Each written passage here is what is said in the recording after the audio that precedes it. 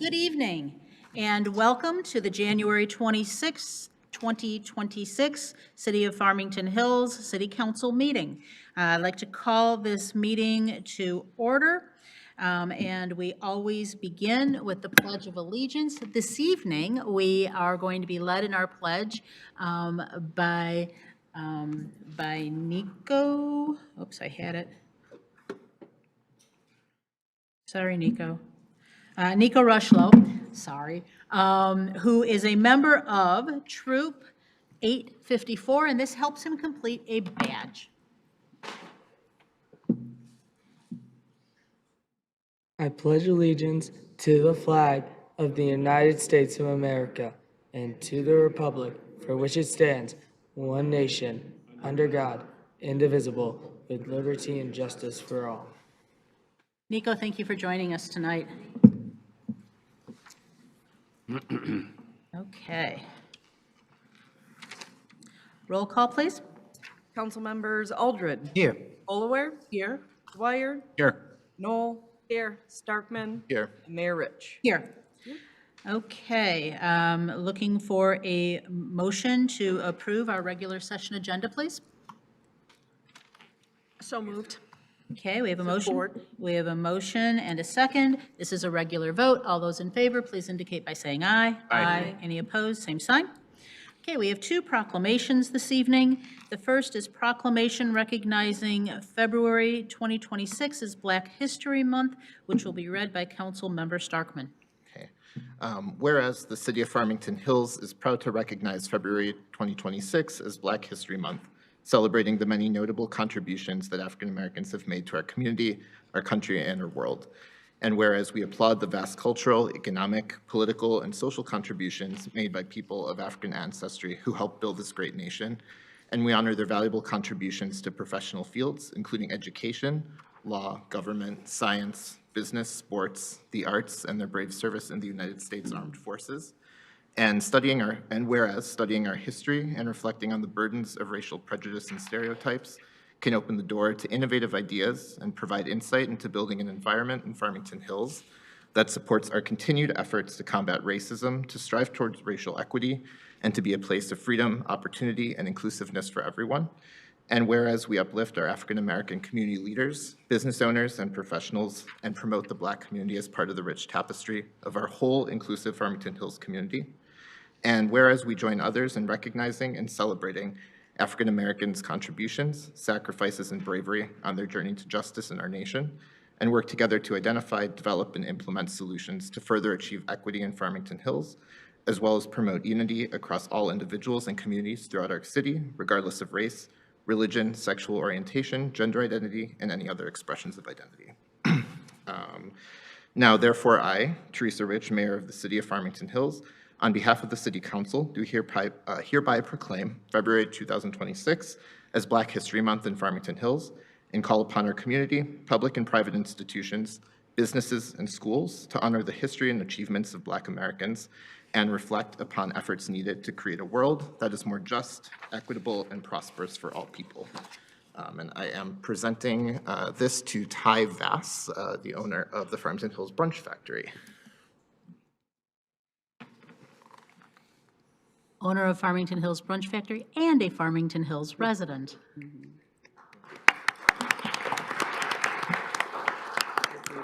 Would you like to say a little something?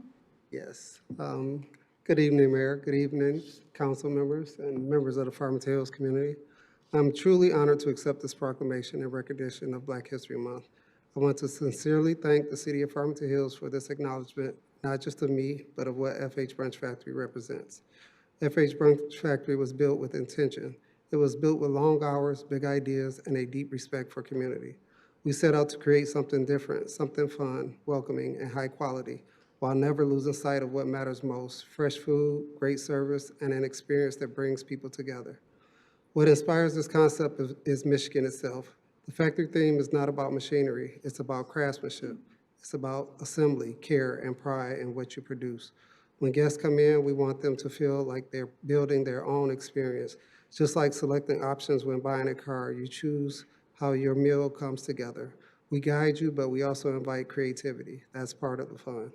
But beyond the food and the concept, this is personal for me. I live here. My children go to school here. This is home. When I was exploring where to open this restaurant, Detroit was an early consideration, and manufacturing in Michigan was always the inspiration. But I realized that this vision didn't need to be limited to one city. Farmington Hills felt right, it felt welcoming, forward-thinking, and full of people who appreciate something unique. Every detail at FH Brunch Factory is intentional, from how the kitchen operates to how plates are assembled, to the small visual details guests notice each time they visit. We want people to discover something new every time they walk through our doors. This proclamation means a great deal to me because it represents inclusion, opportunity, and progress. I am proud to contribute to this city, not just as a business owner, but as a neighbor, a parent, and a community member. I invite everyone here, if you haven't already, to come visit us, experience what we've built, and spread the word. We're just getting started, and I look forward to continue to grow with this community. Thank you again for this incredible honor. Yeah. And do you have guests with you this evening? I'm sorry? And do you have people here with you this evening? My family here. Would you like to come up and do a photo with your Yes, proclamation? please. Come on up. Yes.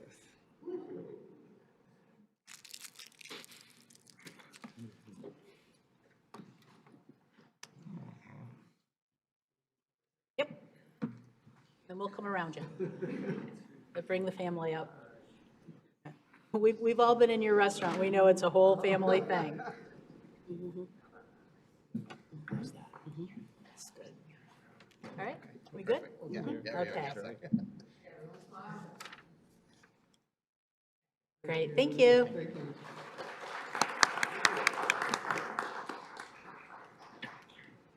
All righty, thank you. We also have a proclamation recognizing February 5th, 2026 as Optimist Day, and it will be read by Commissioner Dwyer. Thank you, Madam Mayor. Proclamation in recognition of Optimist Club Day, February 5th, 2026. Whereas Optimist International is a worldwide organization of people committed to optimism and self-development for the improvement of youth and community, and whereas Optimist Day is recognized and celebrated annually on the first Thursday of February to recognize local optimist organizations celebrate their contributions to the community and encourage citizens to do something that brings out optimism in themselves or others. And whereas the Optimist Club of Farmington and Farmington Hills has been a vital part of the community for more than 40 years. And whereas this voluntary organization of civil-minded men and women is dedicated to community service, making a difference in the lives of others and working with young people to help them reach their potential to make their dreams come true. And whereas the membership of the Optimist Club of Farmington and Farmington Hills is composed of individuals from business, industry, government, and other professions who share their enthusiasm, skills, and talent to help make tomorrow as vibrant and peaceful as it can be. And whereas there are more than 1,600 Optimist Clubs in Optimist International with thousands of members worldwide who are contributing to their respective communities and encouraging a greater exchange of ideas between young people and adults. Now therefore, I, Teresa Rich, Mayor of the City of Farmington Hills, on behalf of the City Council, do hereby recognize the Optimist Club of Farmington and Farmington Hills and call upon our community, public and private institutions, businesses, and schools to thank the local Optimist Club and honor this vital organization that is committed to the improvement of youth and the community. And accepting this proclamation day is my friend Roxanne Fitzpatrick. Roxanne.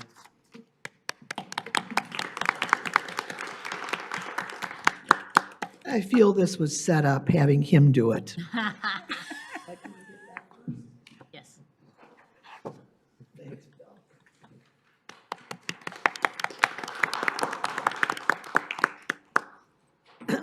Of course, Bill Dwyer's been a member of the club for well over 30 years.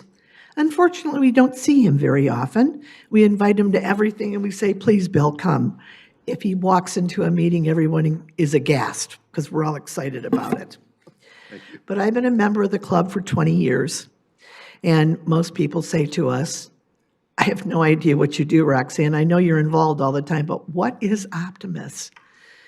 And we, as Bill said, we work with the community teaching leadership, community, and we have almost 300 students in our schools, in our Joy Clubs, that we're teaching them exactly the same things.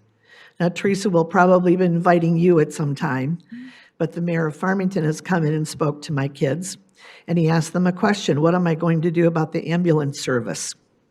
Because they had a problem with it. So it's going to cost us like $250,000. What should we do? And the kids said, raise the taxes. That's first what they said, which was great. Anyway, we just got done honoring the firemen of the policemen of the year from both cities. We honor the firemen of the year, and we're right around the corner of having our oratorical contest that gives students an opportunity from this level to the local level, to the state level, to the international level, to win over $25,000 in college scholarships. We have a leadership award that allows them to, if they're a junior at the high schools, and we include more than just our public schools in the high schools. The principal, the counselors choose that person that shows leadership qualities. They come, we present them with a check, and then the following year they come back as a senior and they tell us what they did with that check. The kids from Farmington Central, one year, she said, this is when Harrison was still a high school, I'm tired of seeing those big rocks in front of the schools, and they get to decorate them for their special things. We don't have a special rock at our school, so she bought a boulder. We also have an essay contest, and our big fundraiser is our golf outing the first Tuesday in August, and I've seen some of you people there before. Not that everybody has to be a great golfer, but we very much appreciate Teresa, Miss Rich, and the City Council for this award. We're very proud of our club. Thank you. Thank you. And thank you for all the work you do. And you are accompanied this evening by? You are accompanied this evening by? There he is, your driver. Would you want to come up for a photo? I was going to have some of my junior kids, junior optimists, Oh, yeah. with their parents. They're all growing up. So Oh, jeez. I said, don't come near me. Yeah, well, be there. Bill, do you want to go down since you're a club member? Yeah, come stand with me, Bill. Go stand with me.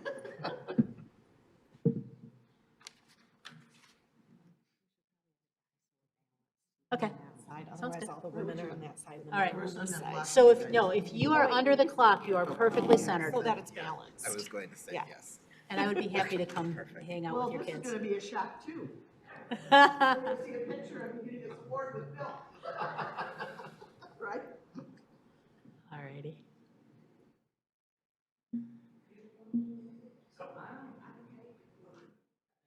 All righty. 4 years. And we'll see you for South Farmington. What? We'll see you for South Farmington. When's that Whenever you're, the baseball thing. one? Oh, yeah. Oh, yeah. Oh, yeah. Let me go throw the first wild pitch of the season. Okay. We are now moving into announcements and presentations from city boards, commissions, and public officials. And I believe that Farmington Public School trustee Angie Smith is here to share a few things. Good evening. Good evening, everyone. And this is what I talk about, bridging the gap. Roxanne, don't move. Oh. Sit down. I didn't mean to say sit down like that, but just, sit down. This is what we call bridging the gap. Roxanne is being a little humble about what the Optimist Club does. They have helped our schools throughout the 10 years I've been on the school board, and before when I was PTA council president of the district.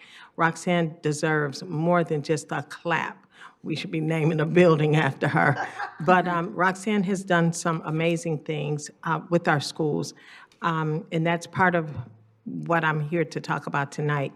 Our schools are doing great. We had a phenomenal second meeting with our cities, both the city of Farmington and the city of Farmington Hills. This is the second meeting that we have had where we have collaborated and worked with all of you tremendously well. Right now, as you know, we're going into Black History Month. We will be having something at Lanigan Elementary this week.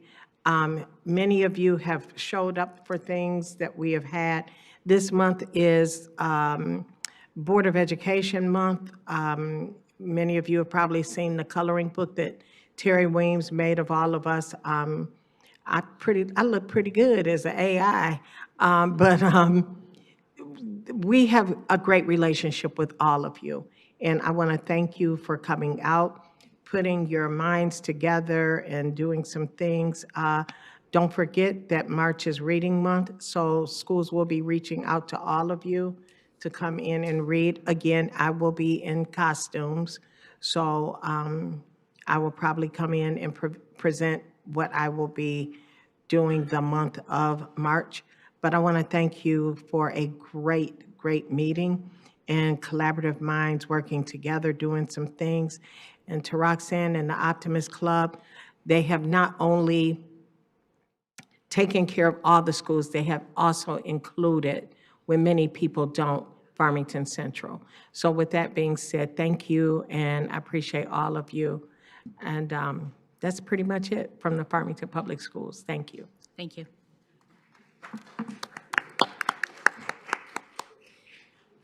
And I don't see any other board or commissions represented or elected officials, so we will go to the next item, which is correspondence. Any council members have correspondence that they would like to share? Okay. Then that takes us to the consent agenda. The consent agenda, all items listed under the consent agenda are considered routine, administrative, or non-controversial by the city council and will be enacted by one motion. There will be no separate discussion of these items unless a council member or citizen so requests, in which event the items may be removed from the consent agenda for consideration, and it will be read by our Mayor Pro Tem, Ms. Bolaware.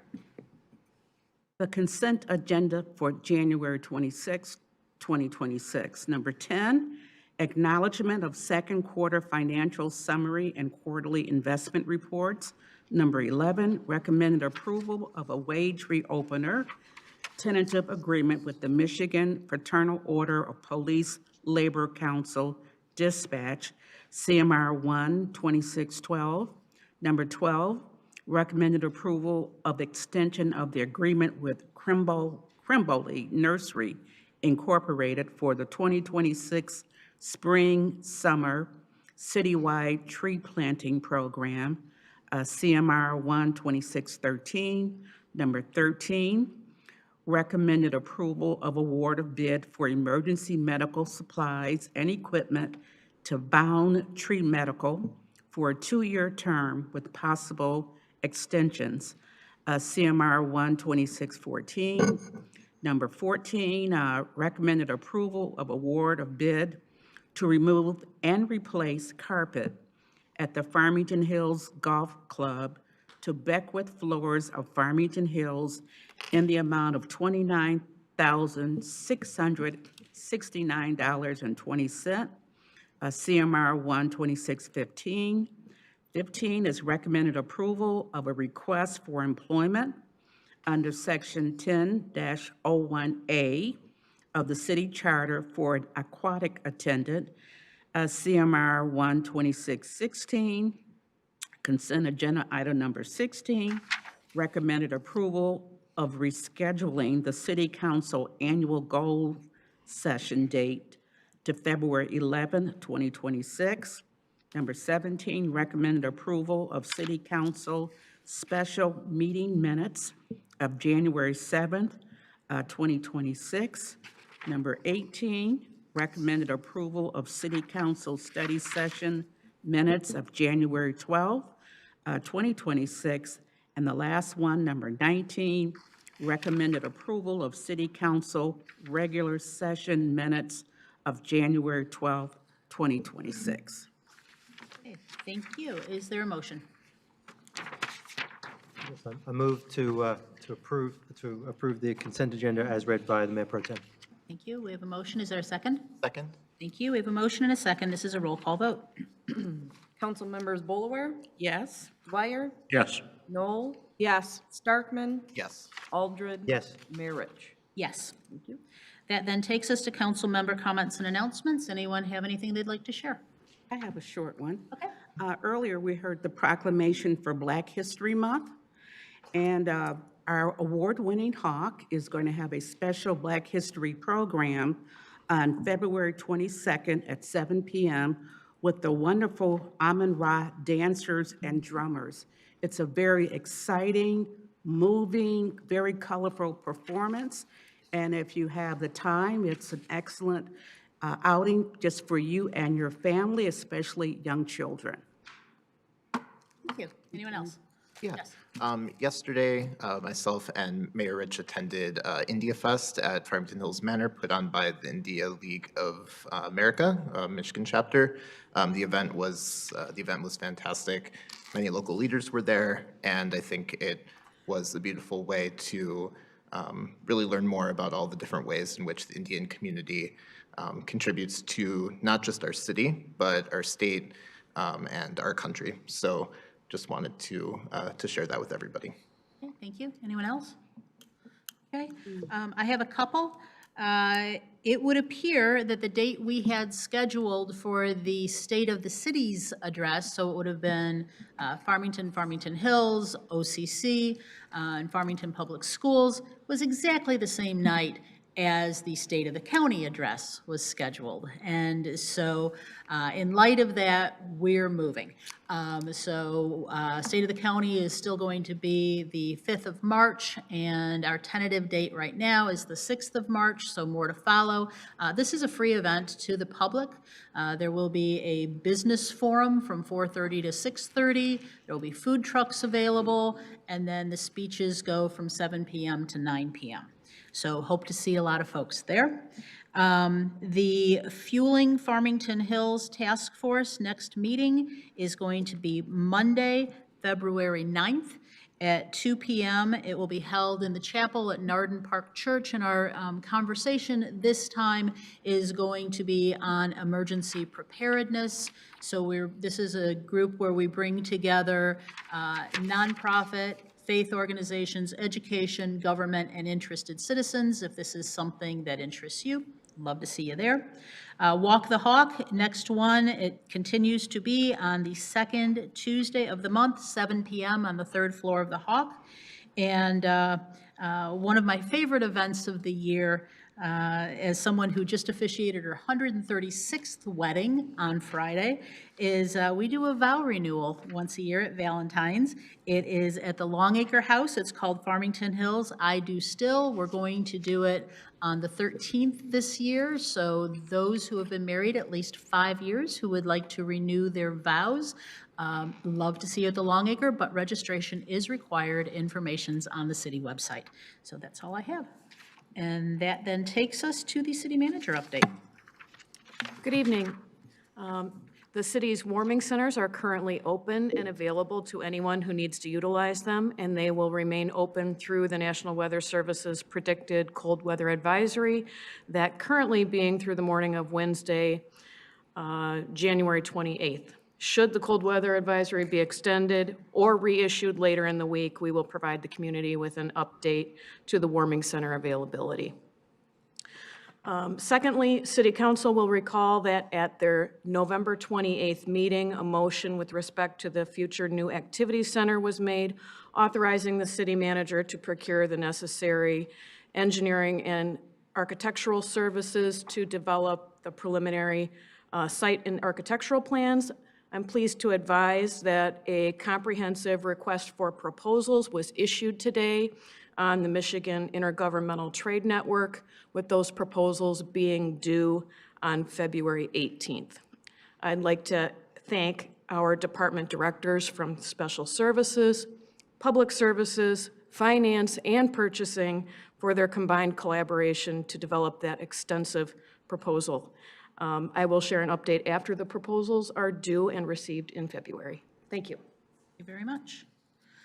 Okay, we have 2 public hearings this evening, looking at authorizing gravel road conversion to hard surface pavement. The first is, so item 4 is public hearing and consideration of authorizing the gravel conversion to hard surface pavement for Rockcastle Street. Good evening. Good evening, everyone. My name is Mark Sakuski. I'm the city engineer for Farmington Hills. Like you said, we're here for consideration of the Rock Castle gravel conversion and paving project. As you're all probably aware, a policy establishing the process for converting gravel public roads to paved roads was adopted back in March of 2019. So, in accordance with that policy, the property owners on Rockcastle Street requested an informational meeting, which was held last May, so that'd be 2025. And then following the meeting, the city received a petition supporting the project. Of the 11 property owners, 7 signed in favor of the paving, 3 votes missed the deadline, and 1 property owner did not respond. So based on the adopted policy and the level of resident support, the project's been brought to you for a public hearing to consider moving forward. Good. Thank you. So our process is that we will see if council has any questions first, and then we will open the public hearing to the public. So if there's anyone here who would like to speak on an agenda item this evening, so if you want to speak, for instance, on the Rockcastle Street project, please fill out a blue card and write Rockcastle. I imagine there are some people here who want to talk about the Oaklands subdivision project. And so, again, please complete a blue card, put Oaklands, and give that to the clerk, and we will call you up when that item comes forward. So is there anyone who has completed a card to speak at the public hearing for Rockcastle? Not for Rockcastle. Okay, not for Rockcastle. Okay, council. We have, I'm sorry, let me open the public hearing. Public hearing is opened. We have no one who wishes to speak. The public hearing is closed. Now, what is your pleasure?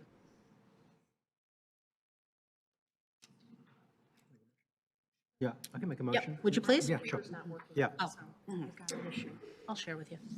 So making a motion on this to, that the City Council and the City Council of the City of Farmington Hills authorize the conversion of Rockcastle Street from gravel to hard surface, and further resolve that the city staff identify a specific project schedule for this conversion consistent with the capital improvement program and within the city's local road budget, and accounting for any specific issues presented by this conversion.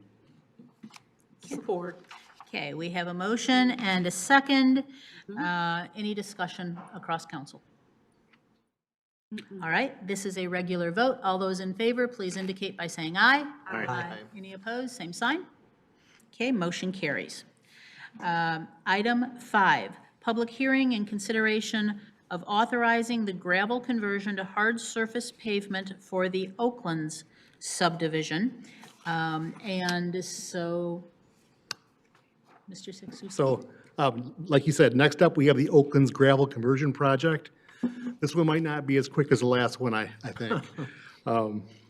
So, once again, in accordance with the adopted policy established for paving public gravel roads, the Oakland neighborhood requested an informational meeting which was held in April of 2025. Following the meeting, the city received a petition supporting the project. Of the 68 properties, 45 signed in favor of paving the road, 16 not in favor, and 9 property owners did not respond. So based on the adopted policy and the level of resident support, we're at the public hearing stage to consider moving forward with this project.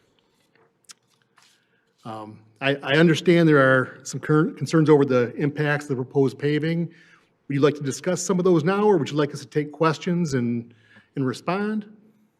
I think it would be helpful for having the discussion first. Okay. So that the people who would like to speak at the public hearing hear the kinds of questions we're asking and the concerns we have. Thank you. Sure.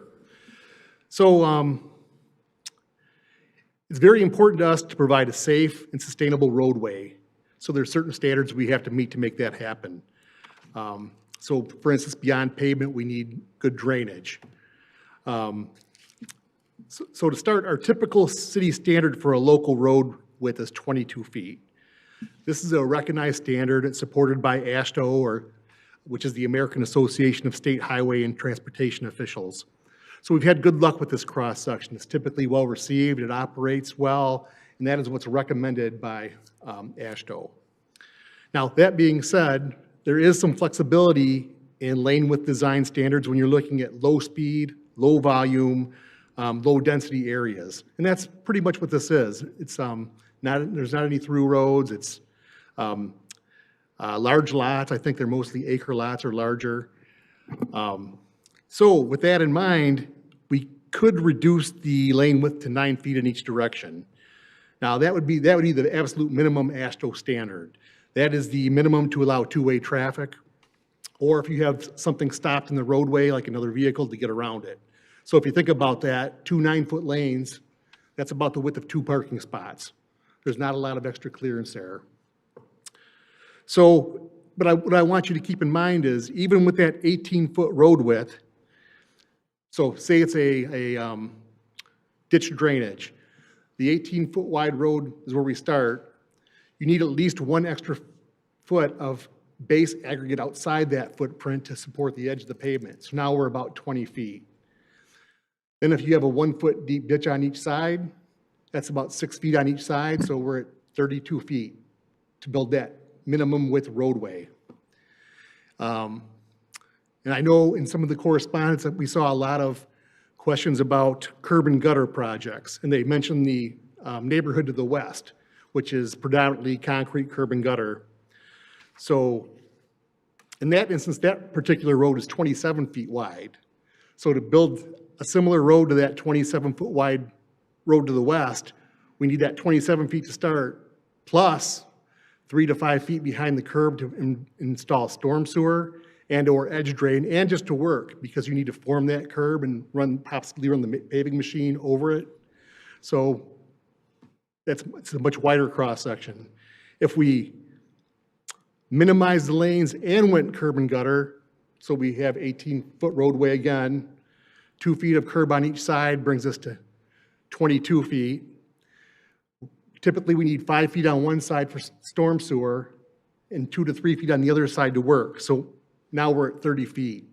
That would be our minimum area to work and install that roadway. So I hope that gives some perspective. And if I could answer any questions, or I can step back and allow the public hearing. Okay, before we proceed, council questions, Mr. Eldred? Thank you.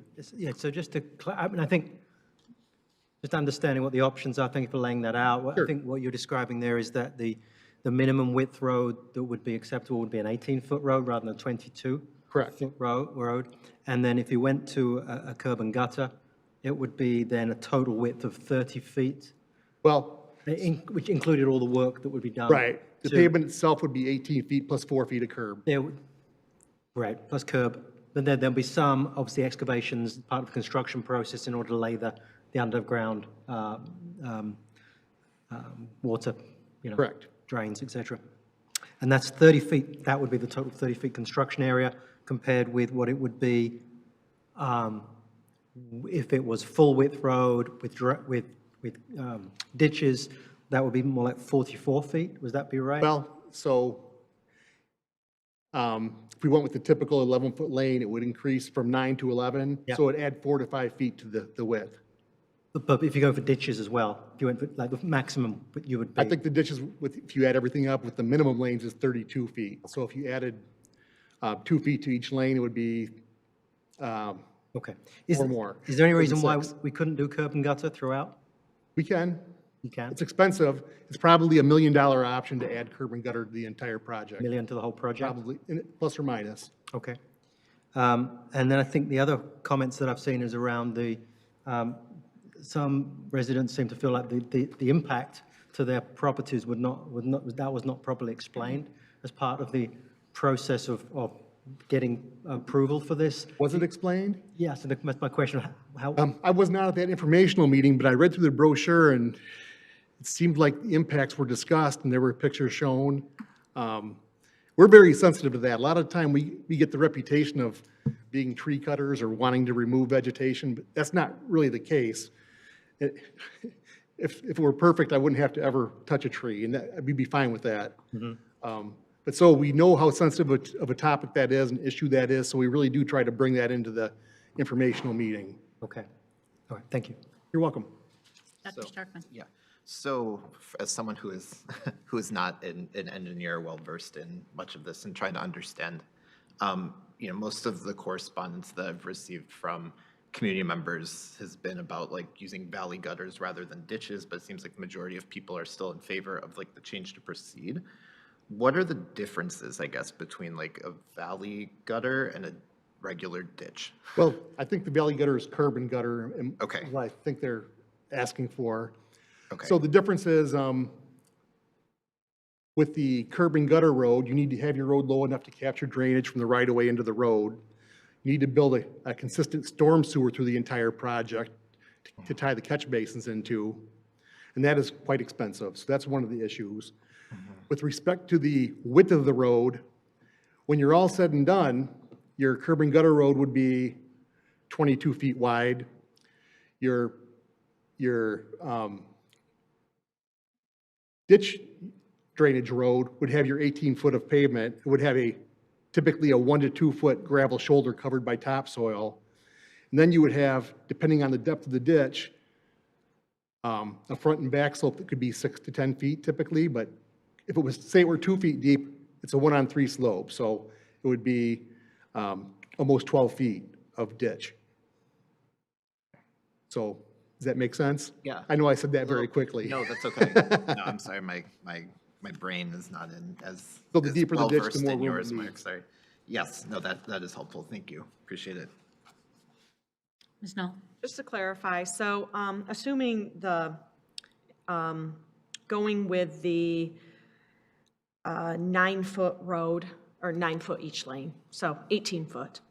I know with the ditching, you have the one foot of gravel on each side. You said about 6 feet of ditching on each side. You're looking at like around 32 feet, whereas with the curb and gutter, again, assuming you're going with the 9 foot each lane is 18, 2 feet approximately curb and gutter on each side, you're looking at about 22, but then you mentioned the storm sewer that has to be put in on each side. Just to clarify, did you say obviously that gets restored and ends up being Right. grass again, flat grass as opposed to ditching, but did you say that's about 5 feet Well, of disruption? Right. So you need 2 to 3 feet if you're just putting edge drain and the curb in, but we need a storm sewer to carry the road drainage Right. on one side.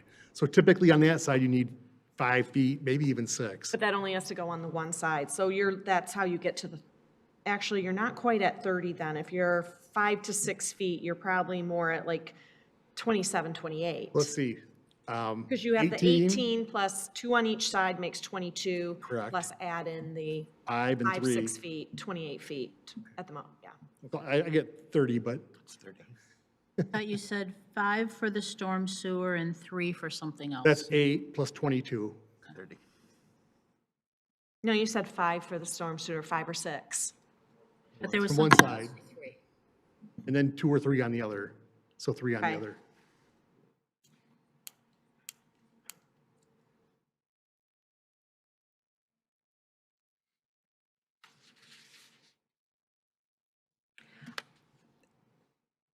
I have some comments about this, but I mean, I can wait, I'm going to wait till after the public hearing. Okay. I know we have a lot of residents here, and I'd like to hear what they have to say. Okay, thank you. Anyone else? Yes, Ms. Boller? yes. Just for clarification, the majority of emails that I received from residents in that area, they were concerned about the mature trees that are apparently very close to the gravel road. So regardless of which method is used, whether it's the valley or the ditch, many of those trees would have to come down to do that. There will be impacts either That will be way. impacted by that. There will. So, Even with the reduced lanes, there will be impacts. yeah, okay. There'll be a few less, but there will still be impacts. All right. And then if it's the valley in which the roads, the minimum is 18 feet, which is 9, 2 lanes of 9 feet each. And then I'm trying to see how much some of this will be covered with grass. Oh, at the end? Yeah, So so, the curb and gutter section at the end will be yeah, because, 22 feet back to back of curb. yeah, because I've heard from end. one resident who called me personally and said that this would mean for them, they would be losing 18 feet of frontage. So that's not really an accurate statement. Well, maybe they were considering a ditching project. No, they're a corner house or a corner And home. I would say this too, we have not done the detailed design either yet. So we need to find out how that road sits in the right of way. We need to look at drainage circumstances. How deep does the ditch have to be if we go Yeah. with the ditch option? There's a lot to decide still. It's still, okay, Yeah. all right.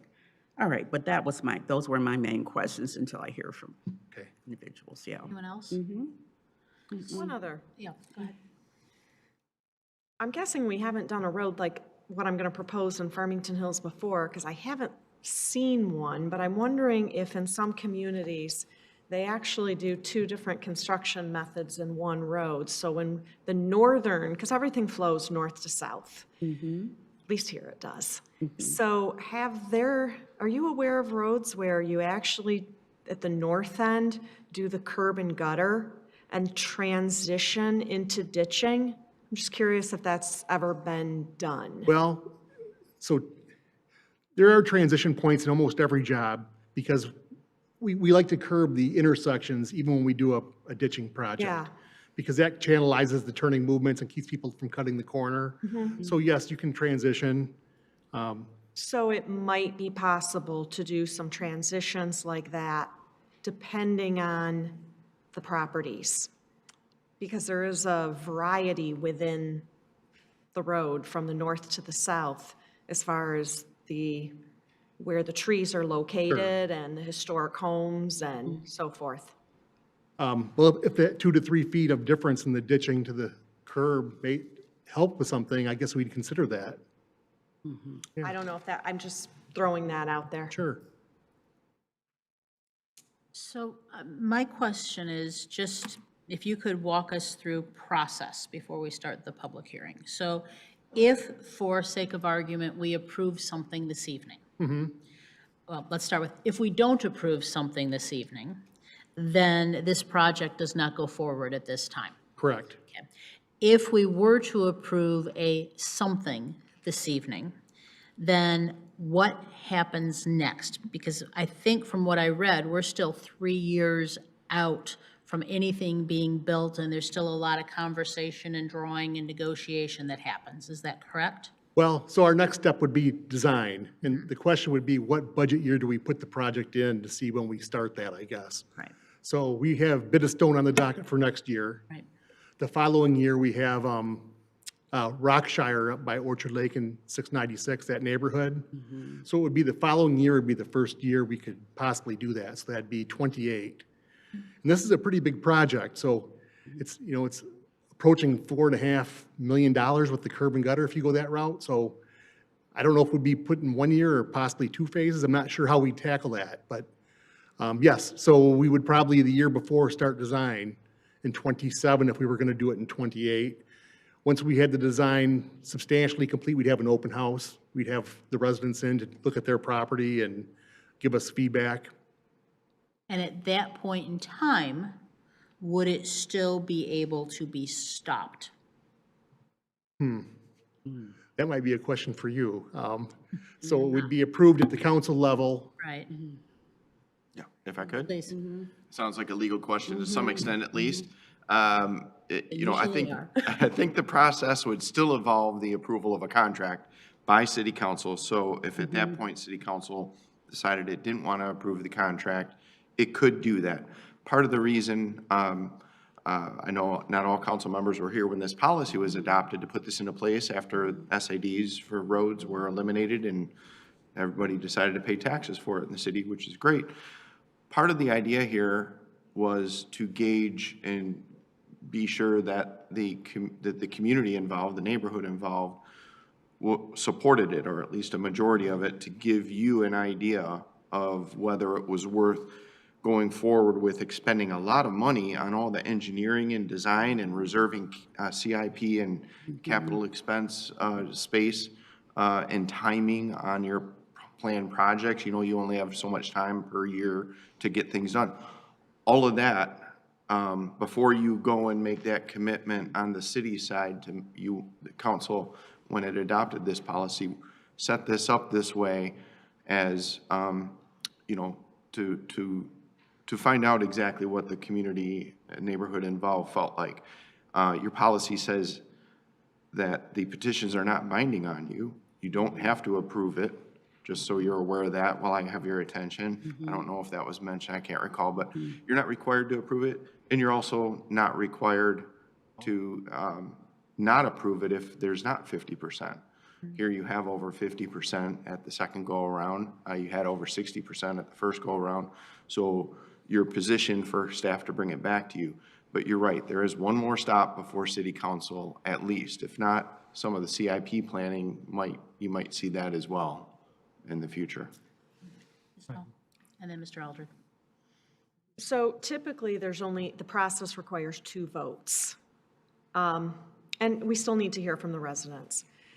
But I have the feeling that a lot of the residents, it's going to depend on what the project looks like. At this point, many of them probably think, yes, I'd like my road paved, but they may change their tune if they realize once the design is done that the road width is just too wide for their liking. They may want to change their vote. So I'm wondering, and this is different than the normal process, I do realize that. Normally, once we vote in favor of something, you go ahead and design it, and it goes out for construction bid, and we review the bid, and basically what we're approving is the funding for it. We're not approving the design anymore, we're only approving the funding for it. So what I'm just, let's noodle on this yet. I'm not making a motion or anything. We still have to do the public hearing. But because this is a unique project, because of the historical homes within this district, and this is our most significant area of historic homes or concentration of them, maybe this is a situation where if it gets approved tonight, you go out and design it after hearing from the residents, you know what they're looking for, and then once it's designed, then they can review the design, and then they can have another vote and see at that point if the vote is still the same or if some people change their mind based on, again, not being happy with the design, and then it can come back to the council for a final vote. So, yeah, I don't know, I'm just gonna throw that out there. We can discuss it again after the public hearing. It's just a thought to think about because this is a unique project. Mr. Aldred. Yeah, I think I was going to say something along similar lines, which was really, I think we're talking about the design, right? And therefore, but I think the intent of what this vote is actually for is the approval of just to go ahead with the project as a whole and without considering necessarily the design in implementation. And so, yeah, I'm not quite sure what the right solution here is, but I agree with the thought here that this is in a slightly different mode than we might typically be in just simply approving a gravel conversion. Because we're not solid right now on what the it is. Right. So before we start the public hearing, and we're just about to, we did receive quite a bit of correspondence on this. We received a fair amount of correspondence yet today, including some that we received after 5 o'clock. So we will read, Ms. Knoll will read for us the list of people who sent us letters. We've received your hard copy. We got them before the meeting today and had a chance to take a peek. And so we've heard you, and this is who we heard from. Yes, so Samir and Caitlin Abbas, Bill Haas, Maureen Ireland, the Historic District Commission letter, Donna Varee, Joanne Zeklahar, Julia Bellamy, Dorel Blindu, and Andrea Rossman. And those are ones, again, as she mentioned, emails that council received or the clerk received. and I understand that there may have been a few that have come in subsequent to 5 PM. We will be getting those as well. So at this time, we're going to open the public hearing, so it is now open. And the first one to speak will be Ken Clemmer, to be followed by Joseph Michael Derrick. Good evening. Thank you. I'm Ken Clemmer, and I live at Bond Boulevard in Oakland. I'm also the chair of the Historic District Commission and the HOA president for, I think, the last 10 years or so in the neighborhood. So I'm the one who gets to field most of the complaints about the condition of the gravel road every time it gets a pothole or gets icy. I think we followed a good process here in looking at this conversion. And the board of the HOA board, that is, began this process back in 2024 based on the concerns of the citizens, and we went through the initial survey process as directed by engineering. I'm confident we can come up with a proper solution, working with engineering to make this a successful project and keeping in mind all these historic concerns and the concerns of our old growth trees. We have many trees that were big when the subdivision was platted back in 1925. So that's, of primary importance to us. And like I said, we just look forward to a successful conclusion to this process. The board is pretty unanimous in having this done. And even the people who don't live on the gravel road, other people in the neighborhood are affected by it as well because they have to drive on it to get to their paved road houses. So there's a consideration there that isn't really taken into account. But thank you for your time, and thank you for some interesting discourse. Thank you. Joseph Michael Derrick, to be followed by William P. Haas.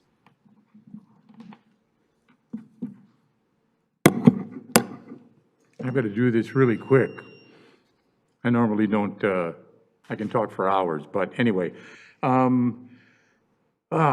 would just like to bring one thing up to you folks. 30-some years ago, when Judy and I moved here, we have a gravel road, had a gravel road behind us. We have a historical barn at the back of our 2 acres around 10 in Middlebelt.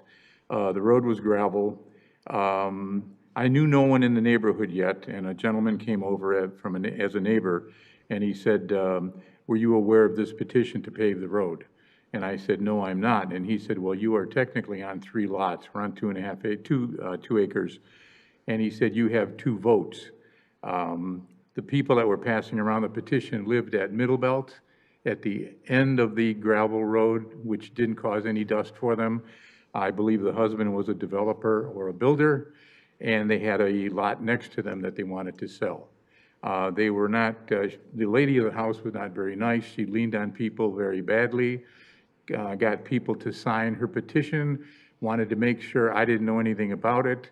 And I said, if I'm going to sign a petition to pave the road, then I would like to know if I can get my garbage picked up by my barn and if I can get my mail delivered by my barn. And the city told me, you live on 10 Mile. No, you can't. And I said, well, then I'm voting against it. Anyway, she got her way. She got the road paved. It was paved up to my neighbor and our property line at the dead end by our barn. She sold her house, she sold her lot, and she and her husband moved to the Milford area on a gravel road. So anyway, one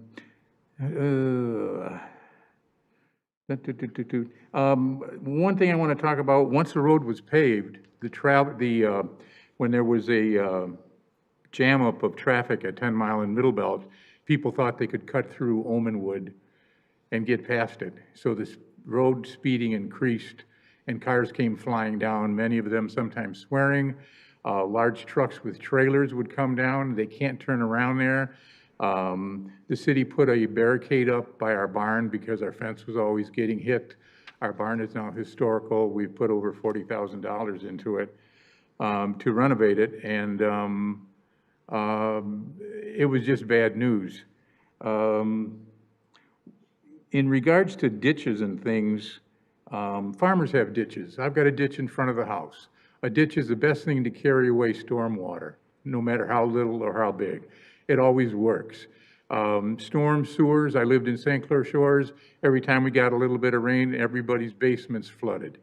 No ditches anywhere. I know people don't like them because they seem to be unsightly, but it does make a home for some wildlife and some other things, and it'll really drain an area.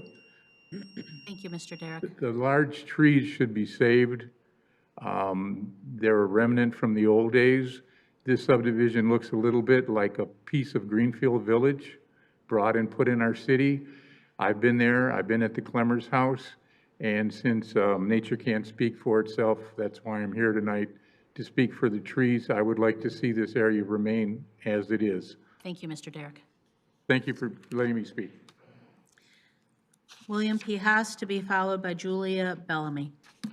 Hi, my name is Bill Haas. I live at 30225 Ardmore and have lived there for about 40 years.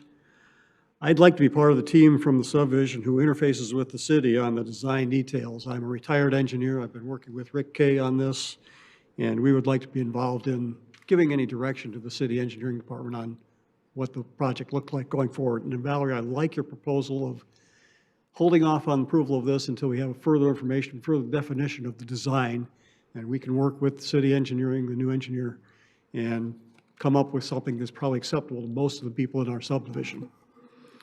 I was the president of our HOA for many years, worked with the city back in the early 2000s when the new section of Gladstone Road was constructed and on other road-related issues throughout the years.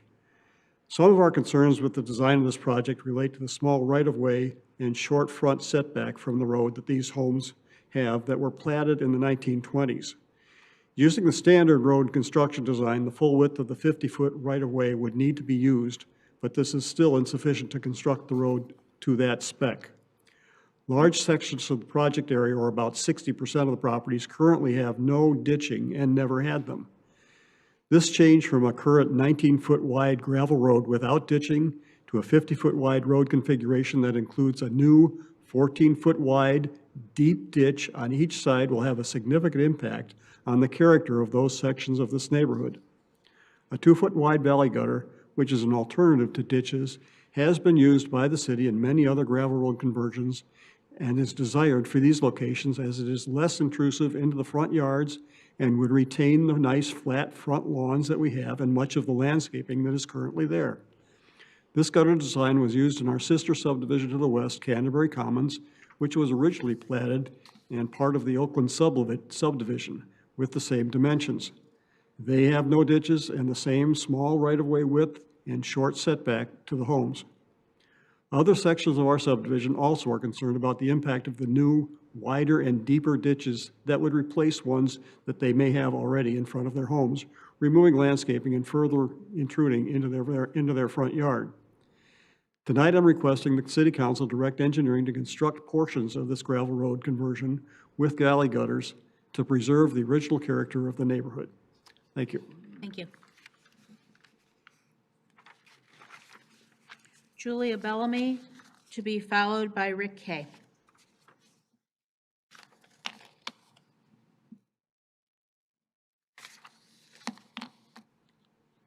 I'm Julia Bellamy. I live on Ardmore in the Oakland subdivision. And I also live on a corner lot at the most northern part of the subdivision where we have no water accumulation. And the part that we did not, I can only speak for my household, that we did not understand when we voted on this proposal was the idea of the ditches. Our property is much less than an acre, it's like 0.4, but we have 200 feet of frontage. So 200 feet times 14 feet of ditches coming in very significantly impacts our usable yard space. And I come to this also as a mother of young children who chose to raise those children in Farmington Hills because I thought it was a good place to raise kids. And my 4-year-old Nathan would live outside even in this weather if he could. He literally kicks and screams, doesn't understand why I won't let him outside. And that is his play space. That is for his emotional and physical development and learning. And this would significantly impact, a huge ditch would significantly impact that. So I would like to avoid any such large ditches. We did expect some widening of the road could occur. And if that's not an option, then being able to vote, again, knowing what we're really signing up for, fully understanding that.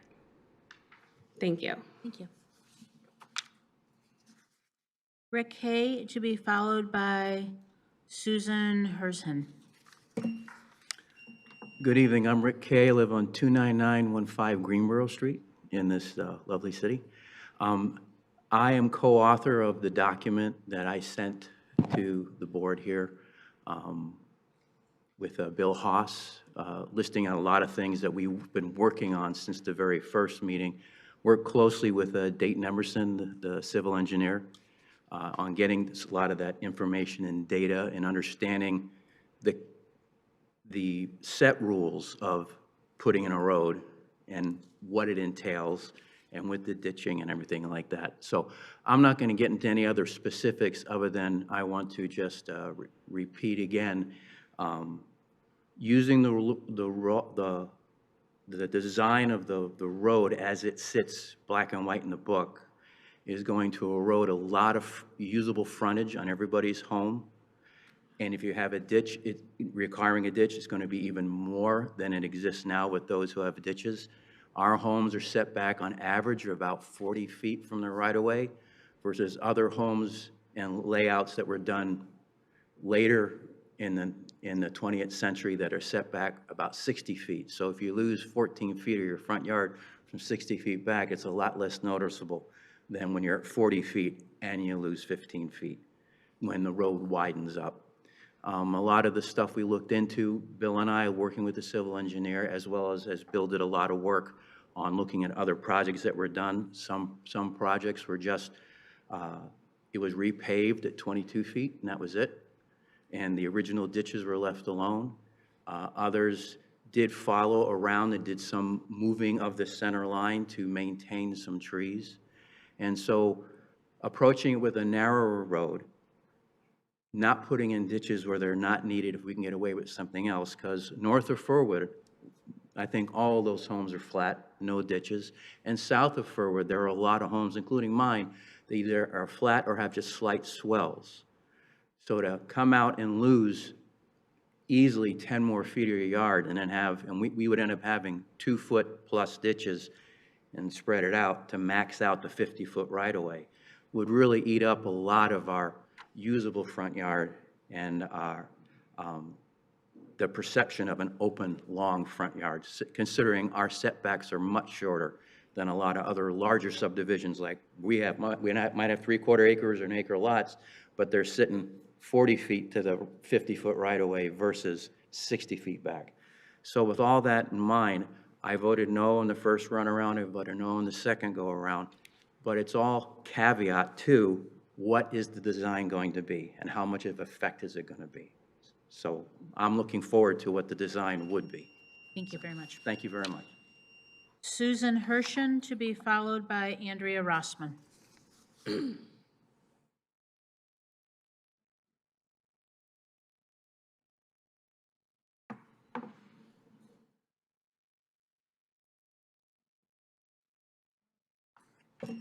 Hello, my name is Susan Hershen, and I live at 30224 Ardmore in the Oakland subdivision. I have lived at that residence for over 40 years and have put up with mud, potholes, an excessive amount of dust in my house, and an excessive wear and tear on my cars. I am part of the majority that has signed yes for the petition.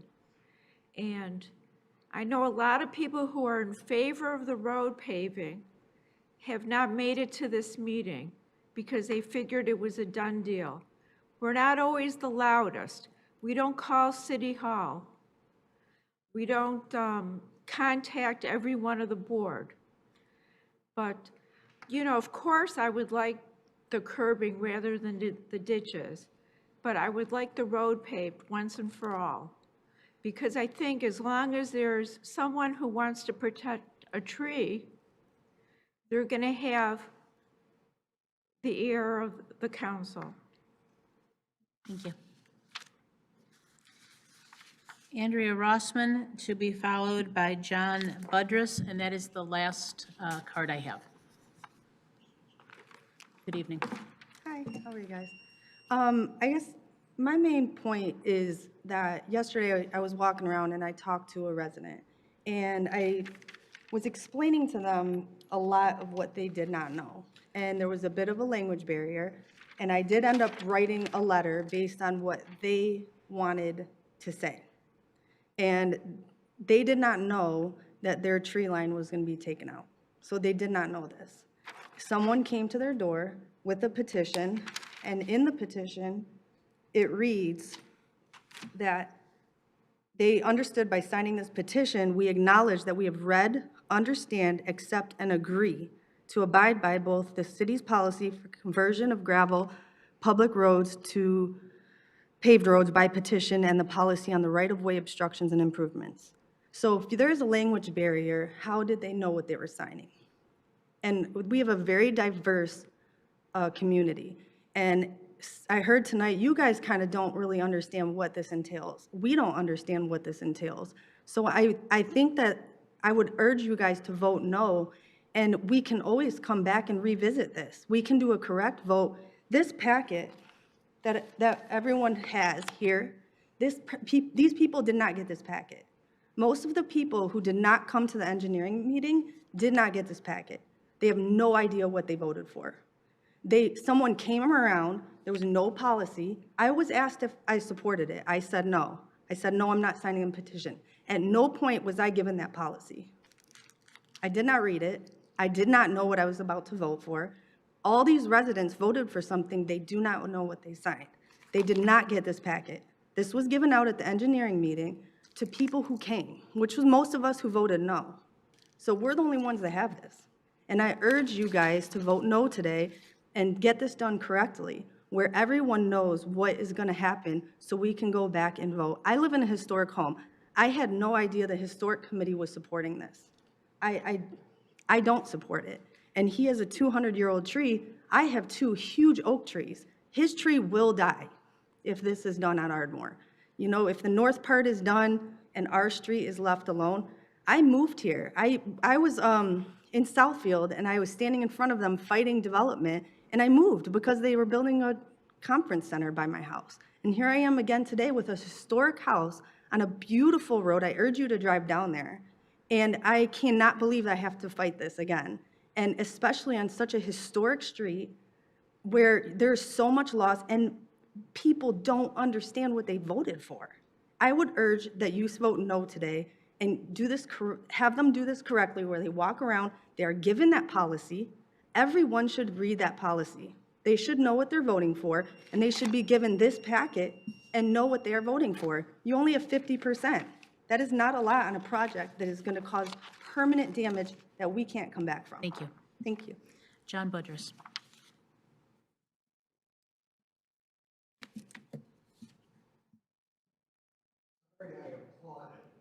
But I totally agreed with Ms. Knoll that maybe when the residents find out what it is exactly, all that this project entails, they won't be as eager to vote yes. I mean, what I got when I was surveyed, they asked, would you like to have the road paved? Personally, I don't. But I understand why people would want to have the road paved. But they didn't say, the survey did not propose, hey, how about if we take like maybe 8 or whatever the number is, 15? I mean, it seems to be unknown. A number of feet off the front of your property. We'll bulldoze down anything that's there, any trees or shrubbery or beloved plants that you have or lamp posts. We're going to bulldoze that all down.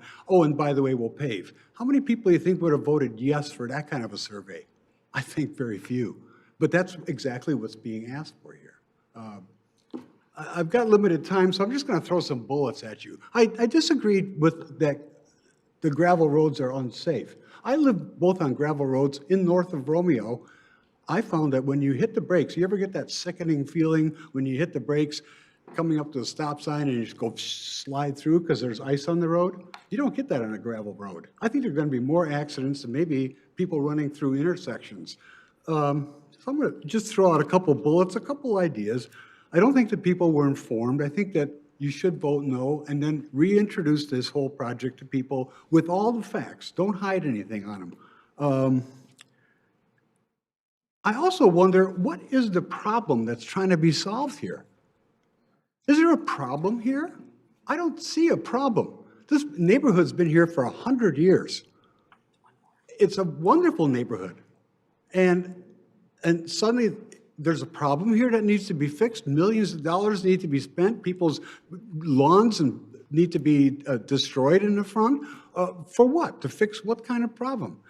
Does the city have so much money that it doesn't know what to do with? I'm sad to see that this is like such an urgent problem. Isn't there more important things, schools or library or something? I mean, think about the future cuts that are going to be done to your budget from the feds. Are there going to be shortfalls somewhere that you might be thinking we could use some extra money? Does this money really need to be spent? Trying to get some bullets in here because I've only got 3 minutes. I think what you're trying to do, this is a residential neighborhood. Most of the roads are not really dead-end roads. You don't have to turn around, but you can turn around, but they don't go anywhere. I mean, they service a few residents at the end of the road. Why does this road need to be paved for dead-end roads that service just a few people? Okay, my time's up, but hopefully. Eric Schmidt. Good evening. You have 3 minutes to turn in your blue card. I strongly suggest that if you are opposed or against it, that you exercise your right today and get up here and hand in that card. This is our civic duty to come in here and make sure that we are preserving what we want out of Farmington Hills. Change is great, change is good. The right kind of change is the change that matters. It sounds like many of you don't think that this is the right kind of change. And I encourage you again to get up and speak. There's a lot of people in here. She read off quite a few names, but it sounds like maybe not everybody's name got read off. I don't have a race. I don't have a horse in this race. But I have experienced instances where the city council, these city council members really do listen, and they listen when you get up here and speak. So I encourage you again to do that. It sounds like this is the wrong kind of change for many people, and I hope that city council recognizes that. I think more planning and thoughtfulness and thoroughness that many of the city council members have shown before is prudent in this particular situation, and encourage them to continue to act that way. I don't think that many of us want to stay in the 1920s when some of these residences and homes were built. This is 2026. It is time to upgrade certain areas and the right areas, but doing it to the detriment of nature, doing it to the detriment of the lifestyle that people moved onto that street for, doesn't sound like it's the right move and the move that a lot of people want. I don't really see anybody getting up, so I'll kind of cut this short. I don't want to take up any more time because I got something to say later on. But you got one more chance to get up there and say it. They will listen. They will hear you out. And just make sure that you are continuing to attend these meetings, because even after a vote is done, another vote can happen to change it. One last thing. I would encourage you to find out where campaign donations went for developers, any construction companies that might get this bid, find out who they may have donated to whose campaigns they may have donated to. There was an election this last fall. The mayoral candidates, one of them raised, I think it was over $140,000, with many out of state, many developers donating to that campaign. The person that lost, I don't even think they raised $40,000. There's a significant disparity there, and if there's one person always voting for every single development to go through, maybe that's something that should be looked at. Good luck. Okay. I have no further blue cards, and so the hearing is closed. Oh, wait a minute. I see somebody coming up. Want you to be able to speak if you want to speak. You can pass it right to the. I'll take it. Thank you. All right. Grace Wickham. Hello, good evening. My name is Grace Wickham. I actually started some of this project myself. My counterpart, Carrie Scolati, is out of town today, so she couldn't be here. But I just have one point that makes me really fired up, so I don't have any prepared remarks today, but I just want you to know that being a resident of Farmington Hills for almost 30 years now, I'm probably the youngest one in this room, but we have a 6-month-old son. I can't take him out on a stroller in front of our own home, and that's really upsetting to me. I have to drive him to the next door neighborhood to take him for a walk to get fresh air. Think about what that does for a newborn's mental health. They need to be outside. I'm not saying he can't sit in the yard, but to go to the park and to walk outside for my mental health as well is it's just so important. And so we're talking about family and community and having our kids play in the yard. That would be great if we could also use the roads right in front of our own homes. Like that's just crazy to me, and that's all I'm asking for. I would like him to ride his bike down the street without me being worried that he's gonna fall into a ditch, or it's just dirty. It's not safe, it's not smooth, and that's really all I'm asking for, is to just have a place that we can play outside. Thank you. Okay, I'm seeing people passing blue slips along, so please turn them into the clerk if you have something you would like to say. All righty, come on up. We want to hear from you. Okay, Jody Mitchell, please. I've lived here for 8 years, and one of the reasons I bought my house is because I feel like I'm out in the country. I leave Orchard Lake and 13 Mile, and I just like take a deep breath and go, oh my God, there's beautiful trees and bushes, and the mindset, it's like, okay, I'm home and it's relaxing. I have an Airbnb where I rent out a room, and many people like that it's so peaceful and quiet. And when there was traffic diverted for the Orchard Lake development, when they repaved it, we had a lot more cars.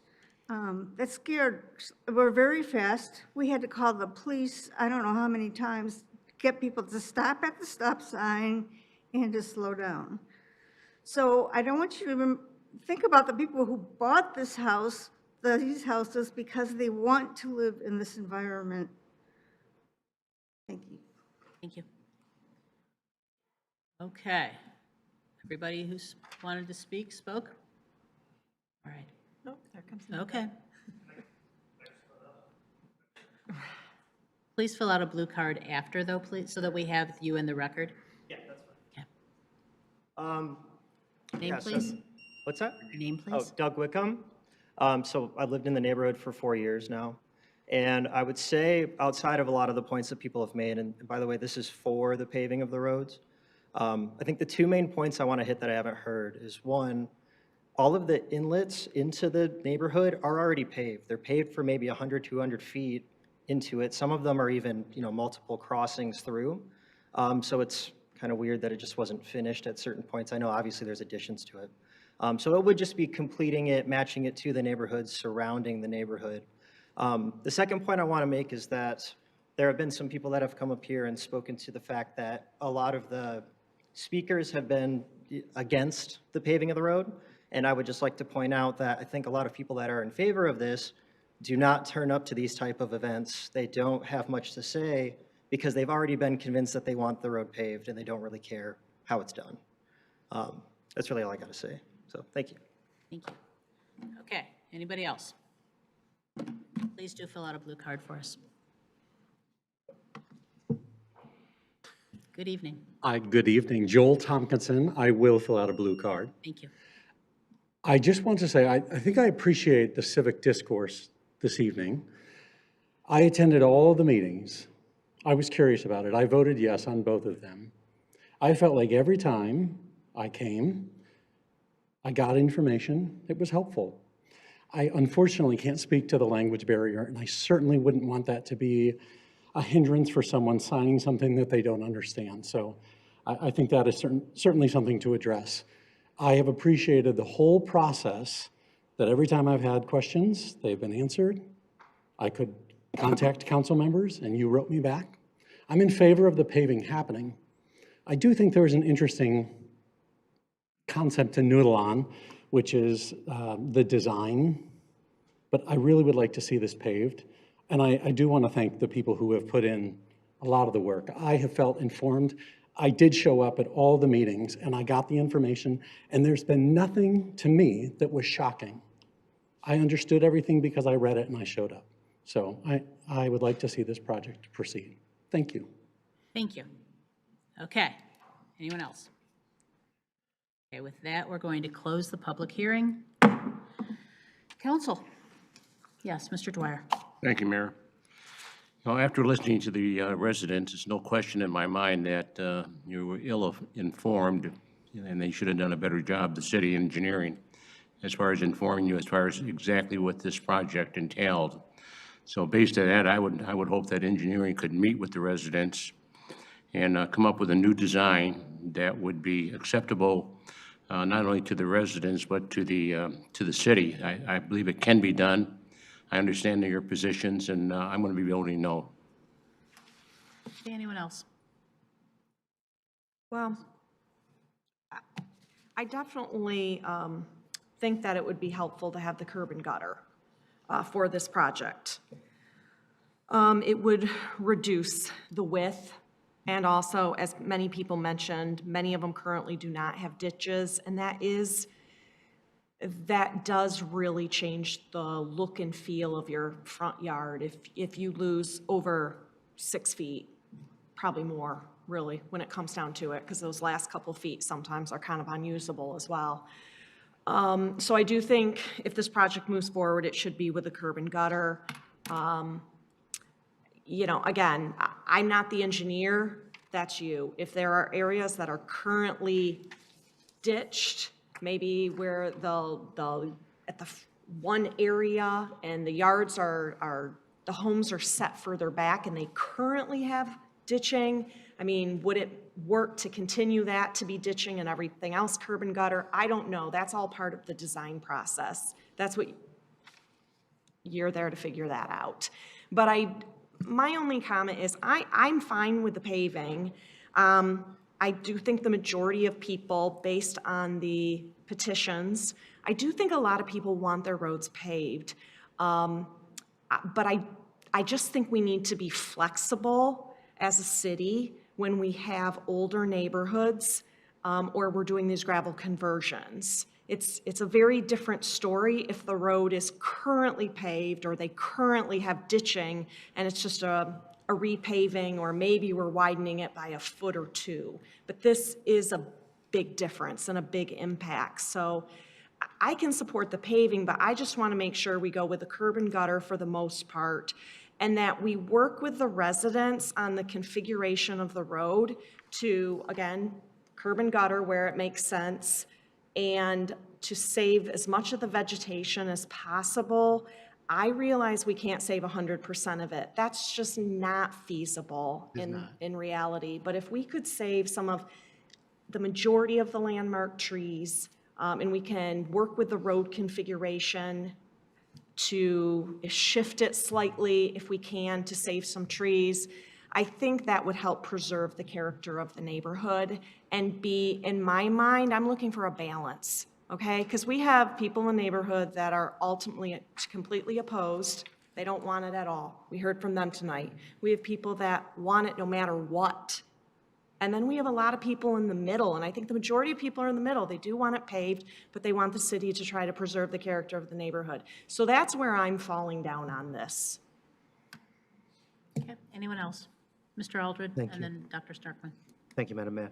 I have similar comments that obviously this is a special historic neighborhood, and I'm very encouraged by your comments of willingness to look at an 18-foot wide road. I think that, and then together with curb and gutter, and so which means it'll be a minimal impact eventually on a lot of those yards. I think that speaks to me of flexibility that would be conducive to a good solution. So I'm positive about that. I did have one question.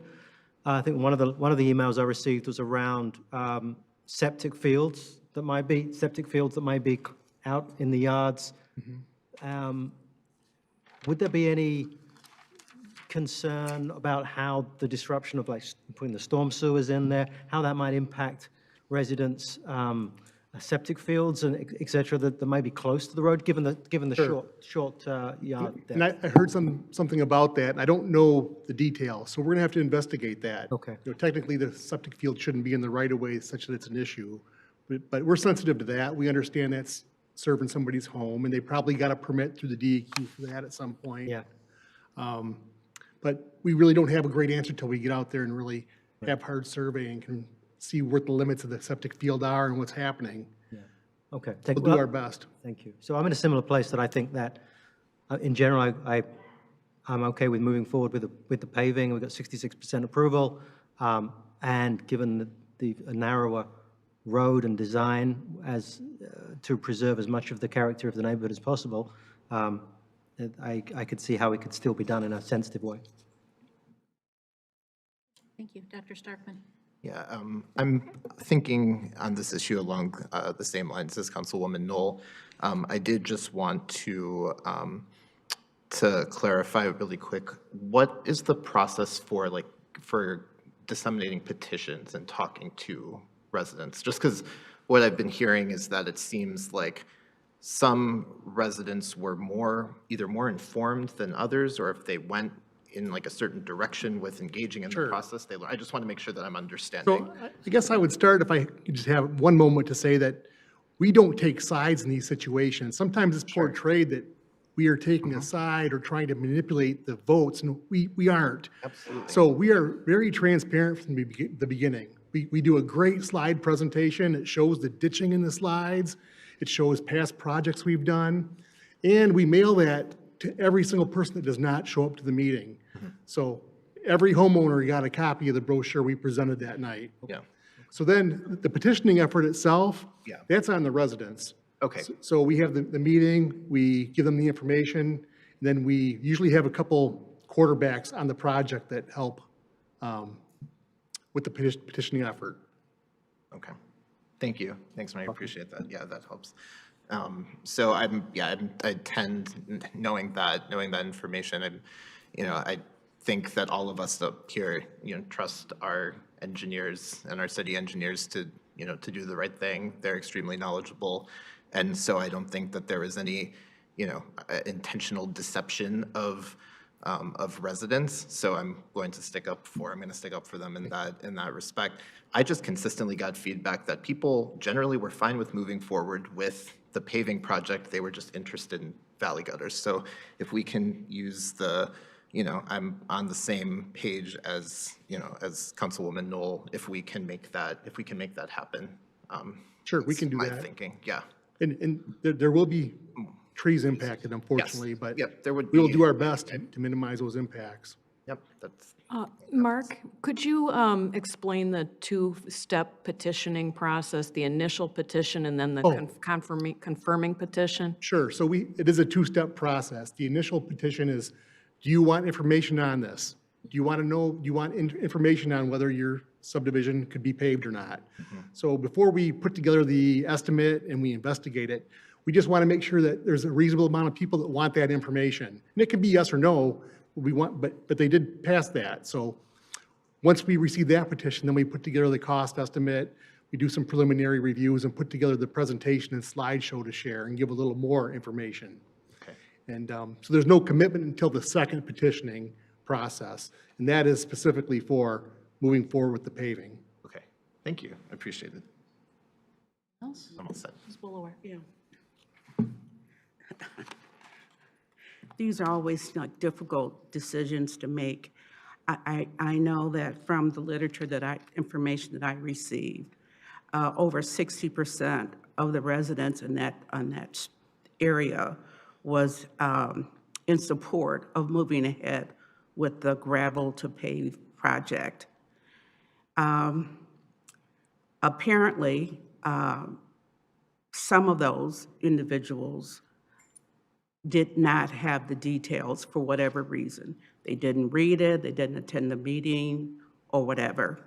So now we're at the position where some of those who had supported it earlier now have reservations. and I've heard some of my fellow council members say,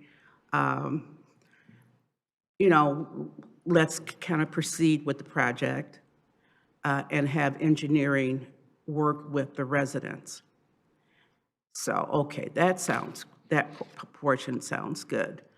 Okay, so when you're working with the residents and they don't agree to what the best practices are for that street, then what happens?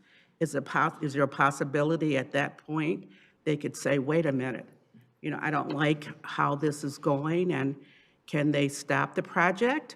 Or, because we don't know what's going to happen at this point until you do the complete study and discover, you know, whether it's going to be a ditch or the valley, whatever, what's going to happen. And some people may like what we propose, and some may not, and they still may be concerned about moving ahead in the project. So my question is, when we get into that, the details, and if the residents decide, look, I don't like what you're doing, and I don't want to proceed further with it, then what would be the options? Well, that's quite a challenge, because if you have a tree that's 12 feet from the center of the road, there's nothing we can do. We can't move the road far enough. We can't narrow the lanes enough. There's nothing we can do if it's 12 or 14 feet from the center line. So that's an impasse if they don't like that, and it's, we need to remove that to put the road in. It's fairly simple, and we don't want to, but it's necessary. Yeah, I understand that, but I just want people to understand that if we decide to proceed with this project, that people still may not be satisfied, even when they get to the point where this is what we're doing, this is the best, you know, method of doing it, we can't do anything else, and people may still be unsatisfied or dissatisfied. Then there is that possibility. There is that possibility. Possibility. And I'm sure there will be instances where we have to take a tree that somebody doesn't Or want taken. Yeah. I'm sure of it. Yeah, I'm positive. So I want people to understand that portion if that's what we decide to do. So some, Yeah. Well, I mean, the only thing at that point, again, I'm not saying we're going to do this, but the only other option at that point would to be, have the vote again. Okay. And see where it falls down. See, At that's, that point. yeah, and Once that's, people see the design of it and have a better idea of their situation, then have the petition vote one more time. That's not the normal process, but again, I threw that out there as a possibility. and I like that possibility because people still have the opportunity to vote. I know we're spending a lot of money to get to that part, Well, you know. there may be some options where we could, it's still going to be a cost, but maybe we could defray that and do lots of times when we're working through a design process, we might have a 50 or 60% complete design. And that might be enough to look at the drainage and the impacts and tell us the trees that we need to remove. So we could do not quite a full design and maybe share that, if that was the route you wanted to proceed with. Now, I don't know if that means we wait a year for them to come back with petitions again, or if we can kick the can ahead on this item today. I don't know. Is that a legal opinion? Yeah, that's a legal question. I think it is. It's a legal procedural question. It certainly goes outside of your policy, but it is your policy. There is no such step in the policy, so you would be adding it for purposes of this project alone. Essentially, this approval, if you did go that route, would become, in the recommended action for you to consider. If you were to proceed, it talks about authorizing the conversion. I suppose if you were going to make a motion, it would be a preliminary authorization. You would insert the word preliminary in there, I suppose, and include an indication for this to come back to City Council for final approval after design is Preliminary complete design, and a follow-up public meeting or informational meeting for the neighborhood. We could have an informational or share the Yeah, I think what we typically do is host the open house meeting and meet with the residents one-on-one and review the impacts across their property frontage.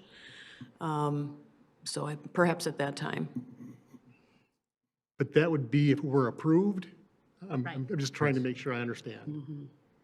We would have to do a preliminary approval. Okay.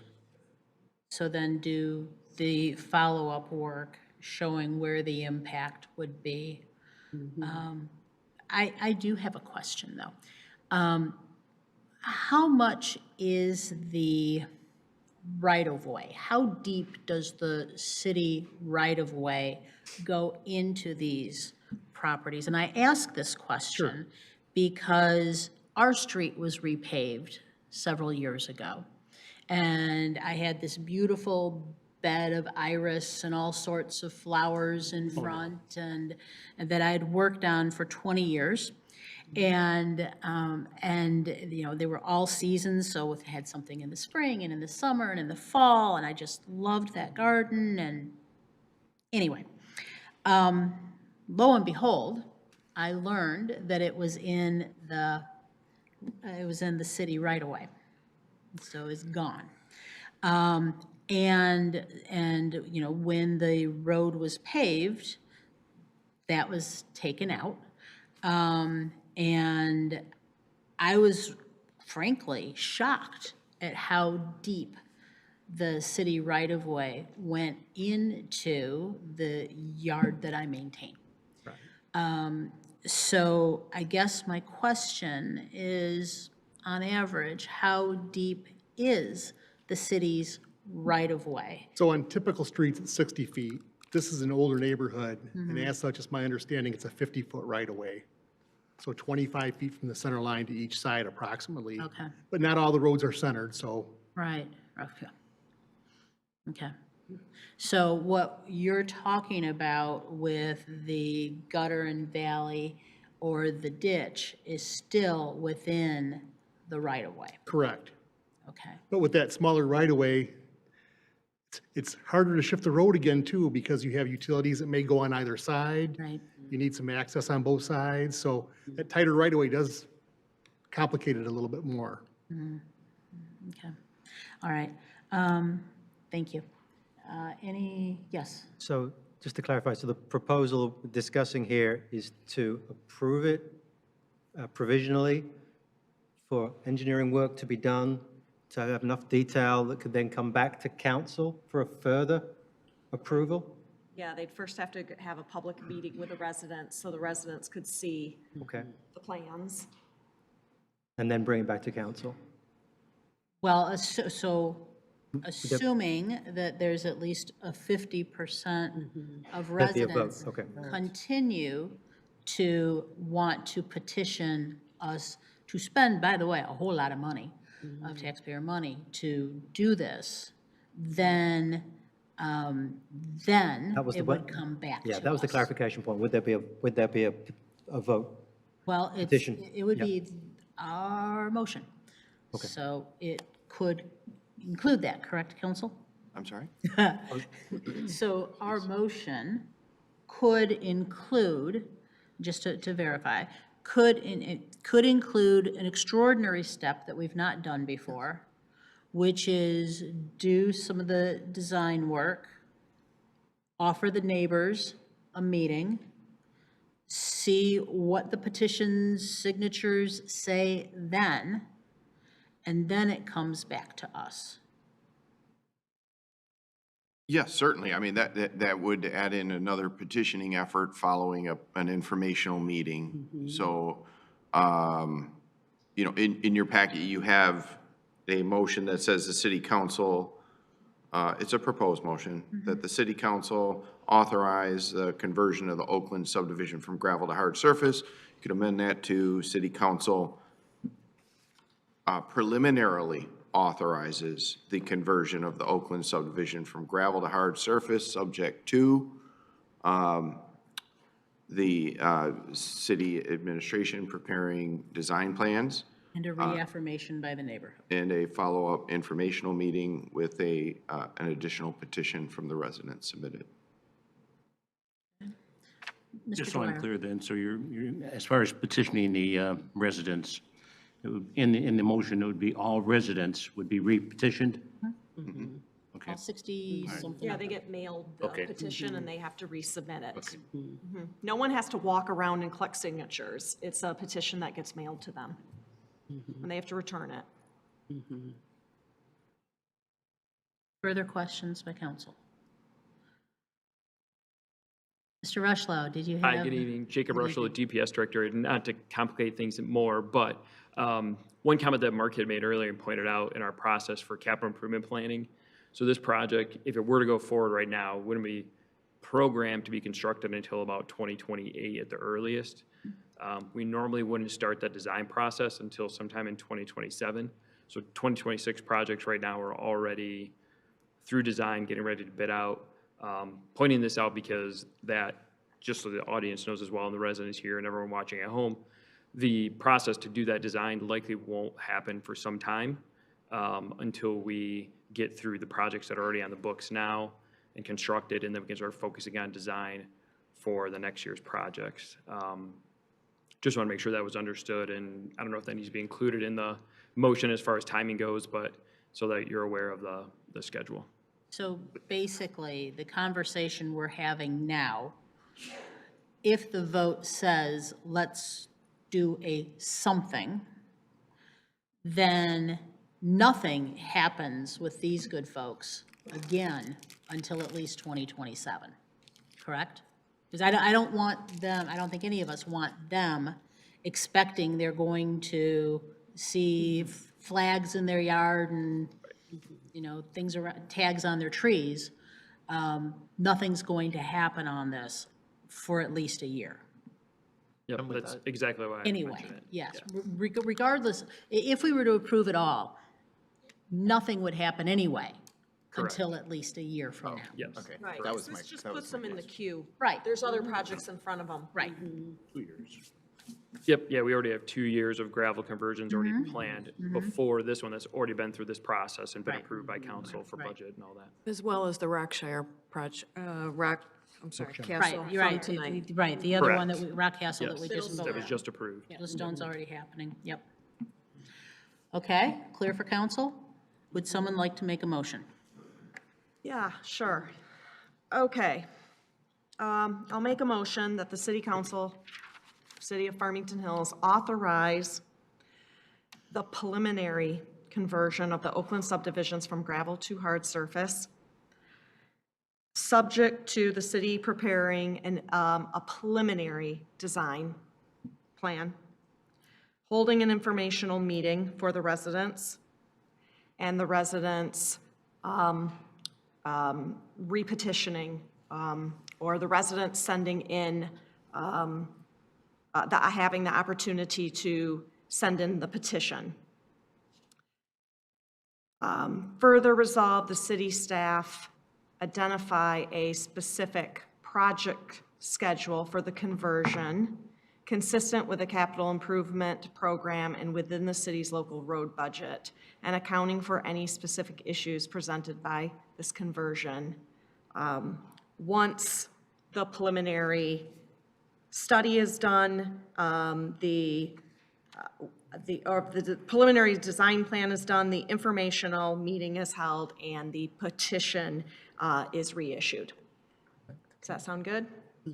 Okay, so we have a motion, is there a second? Support. I have a motion and a second. This is a regular vote. All those in favor, please indicate by saying aye. Aye. Any opposed, same sign. Okay, carries. Thank you, neighbors, for coming out and sharing. All right, we are now moving on to new business. Item 6, consideration of appeal of a Freedom of Information Act request dated December 15th, 2025. Maybe we'll just pause for a moment so that Yeah, can I run through the Yep. restroom? Yep, we'll just do a little pause here for a moment.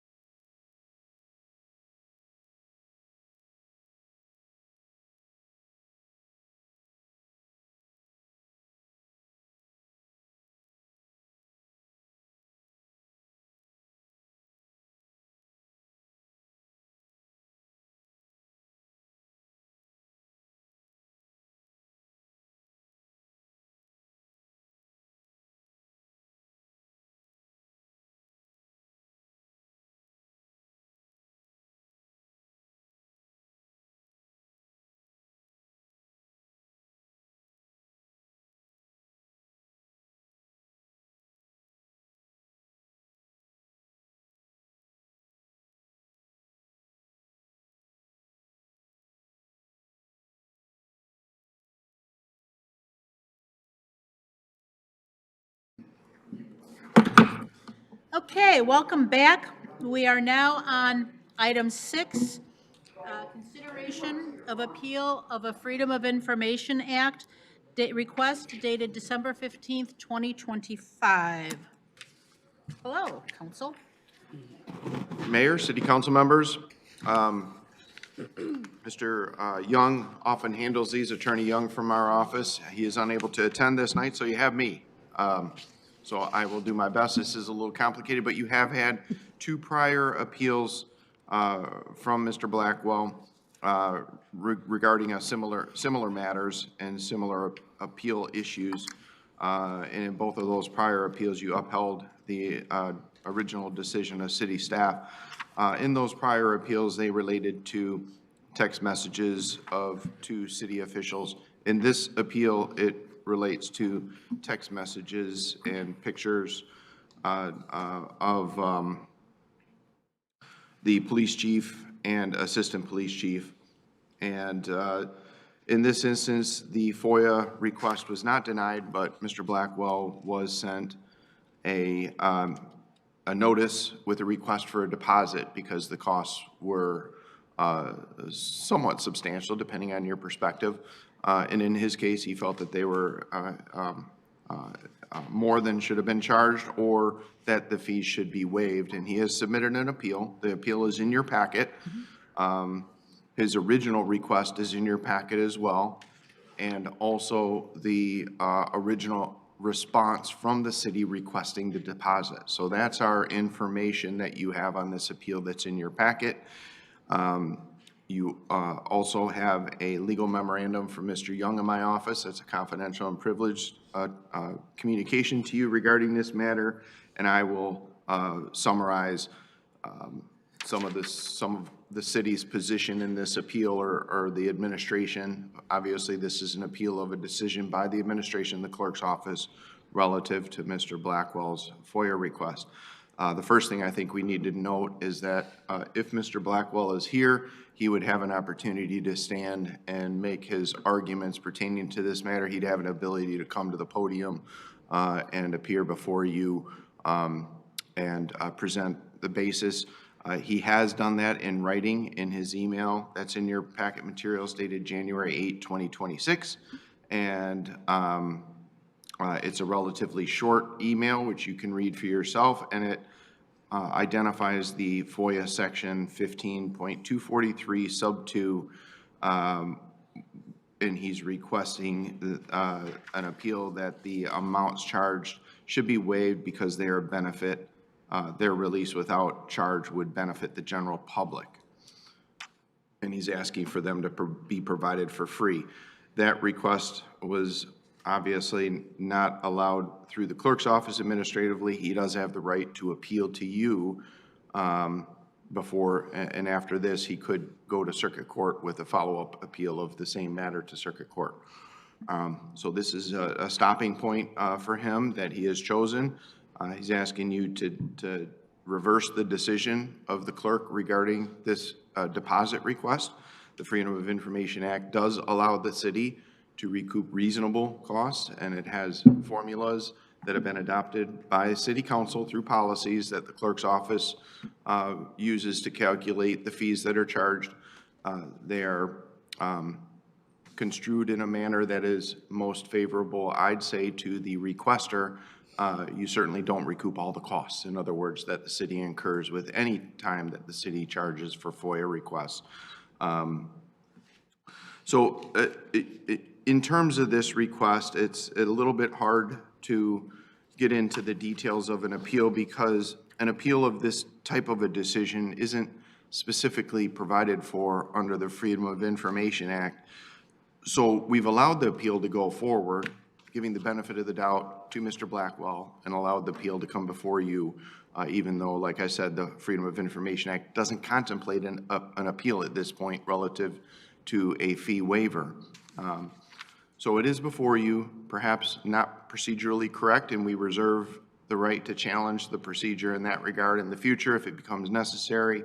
But that is one reason that this appeal could be denied for you. Other reasons include as far as the upholding the decision, if council were to uphold it, would be that the amount that the city charged was reasonable.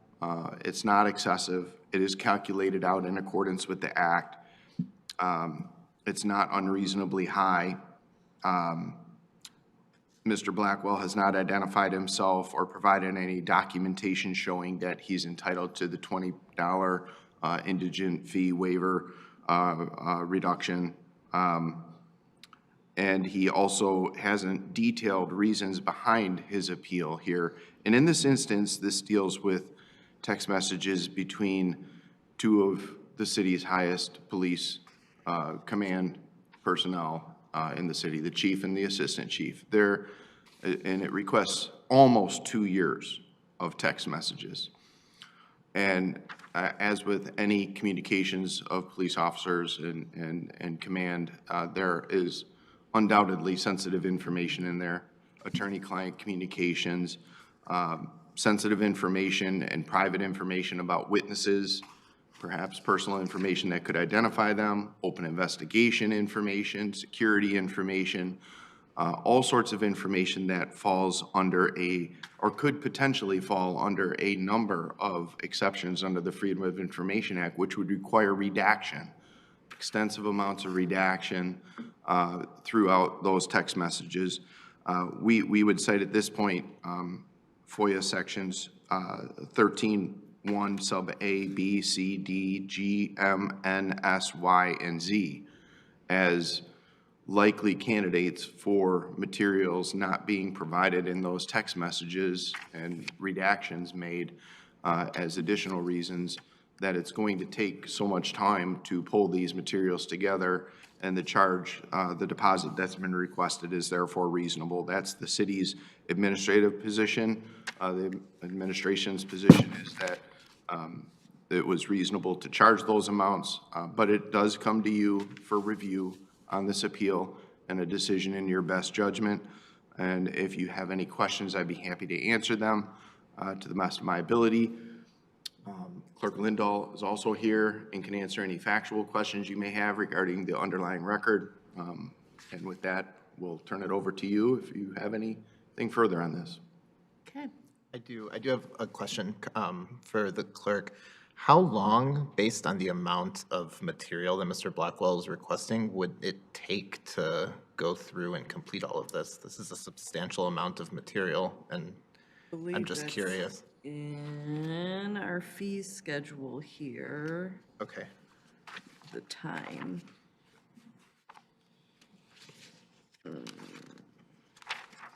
Maybe she doesn't have it in here.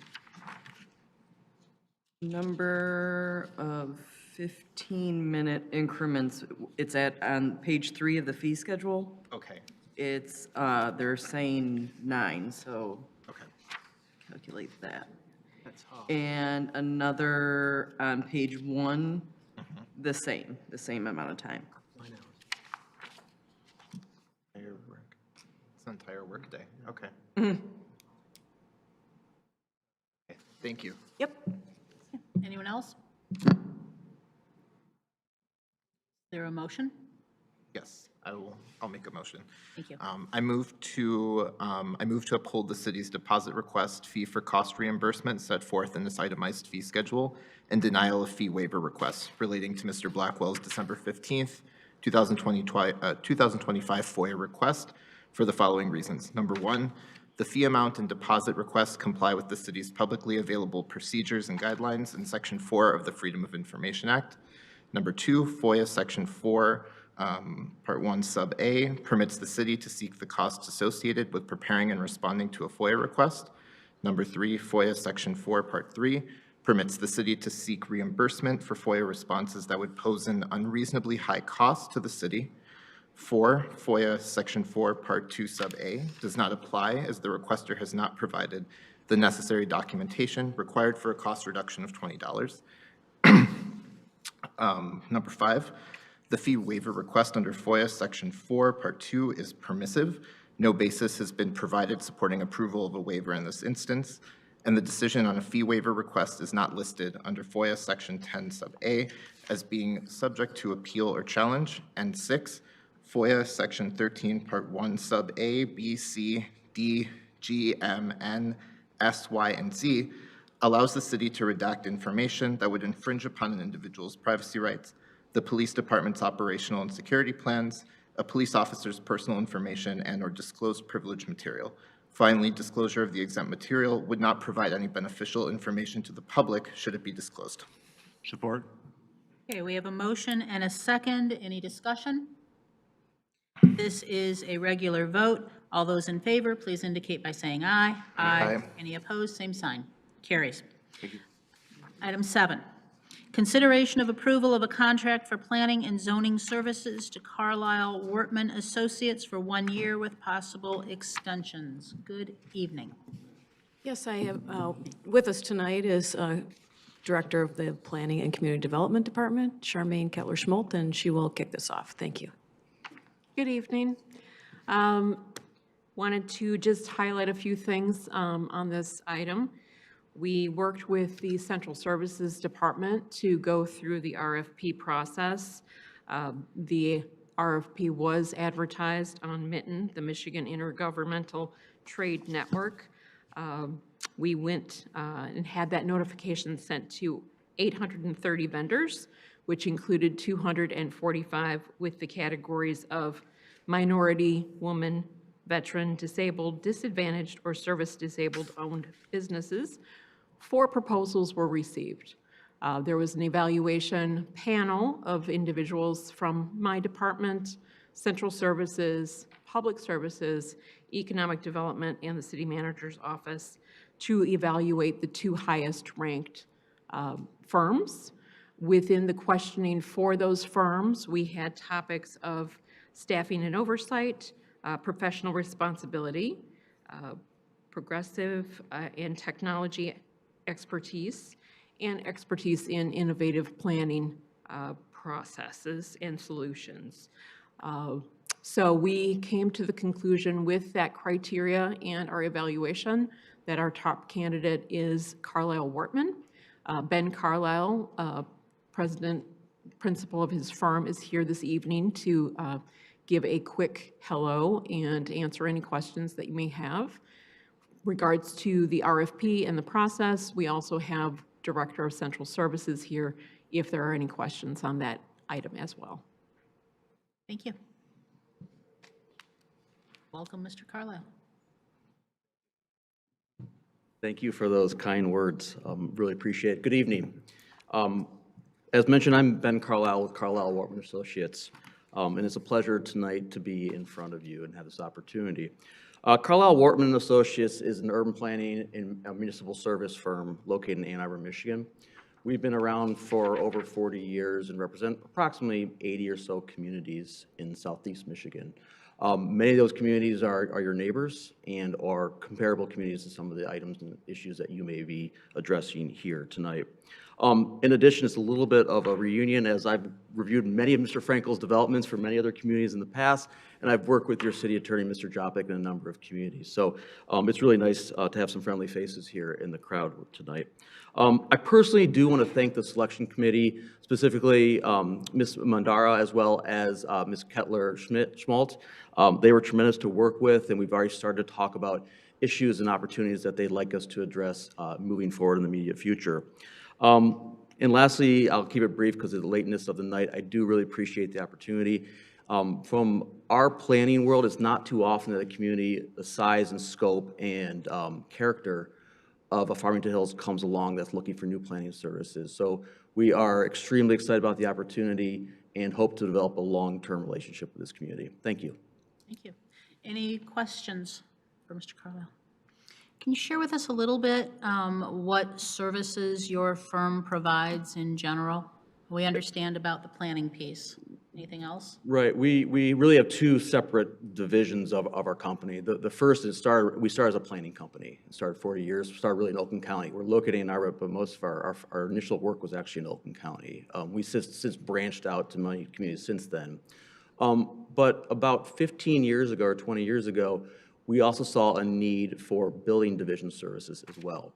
So I would say at this point, half our company does planning work, general planning work, continuing service type of work like this, as well as half our company does building service work. So we run building departments, do a lot of code enforcement issues, do a lot of inspection, as well as plan reviews on the building side. The one thing I would like to note, I want to make, just let the community and the council know, is that I believe we're the only firm in Michigan that's a planning firm that does not do any private representation. We do not do any work on behalf of developers. We don't do expert testimony on behalf of developers. All our work that we do, both on the building service side as well as the planning side, is on behalf of local municipalities and governmental agencies. So we do think that's a really significant point that we'd like to make, that we do not perceive, and nor do we think there'll ever be a conflict of interest with any representation of this community. Thank you. Anyone else? Just Please. quick question. Can you name a few of the communities in which you're presently their planning consultant?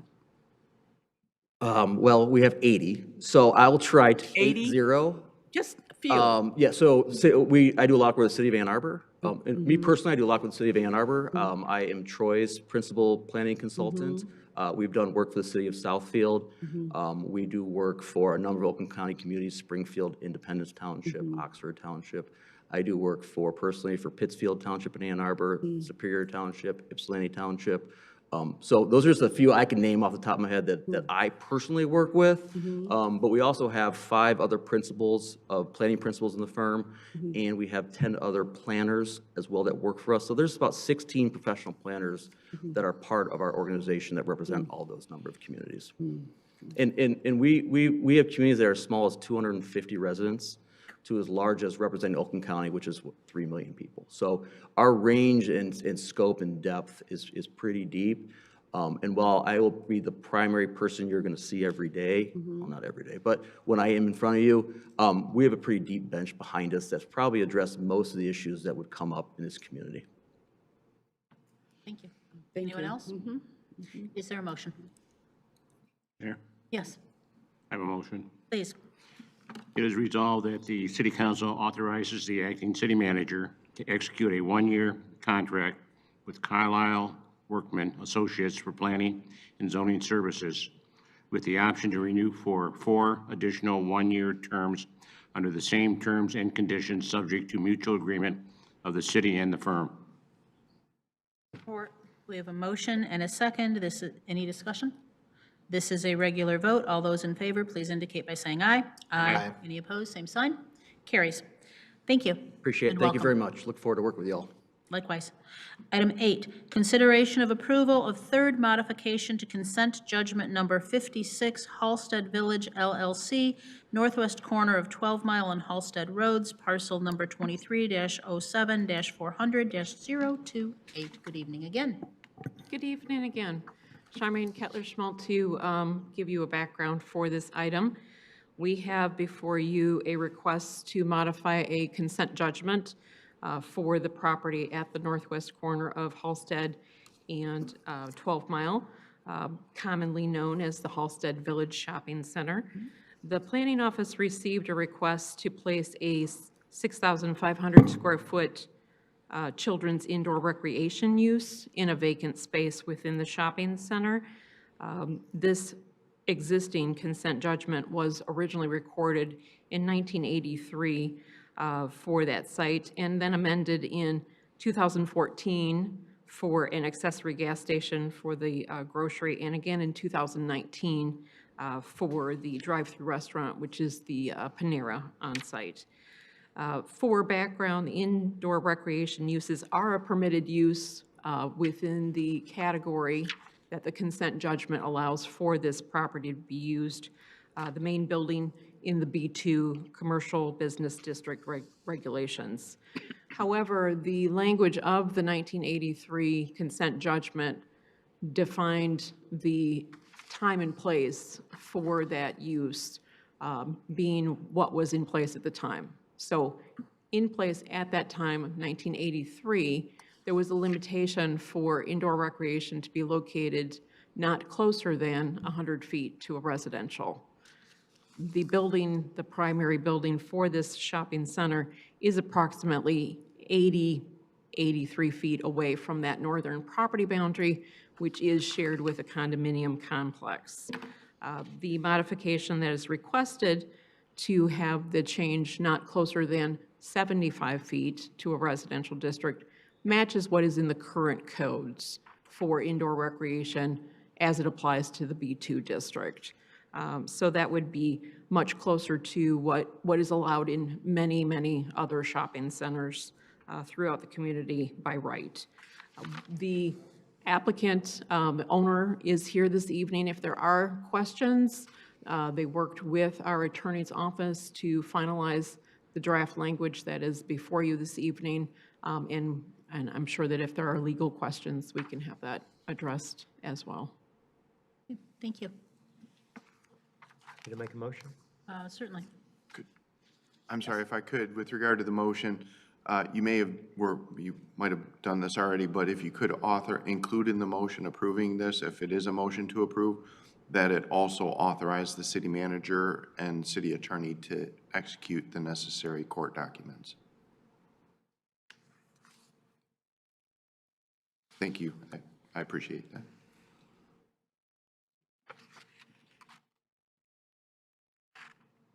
And Mr. Frankel, was there anything you wanted to say to us this evening?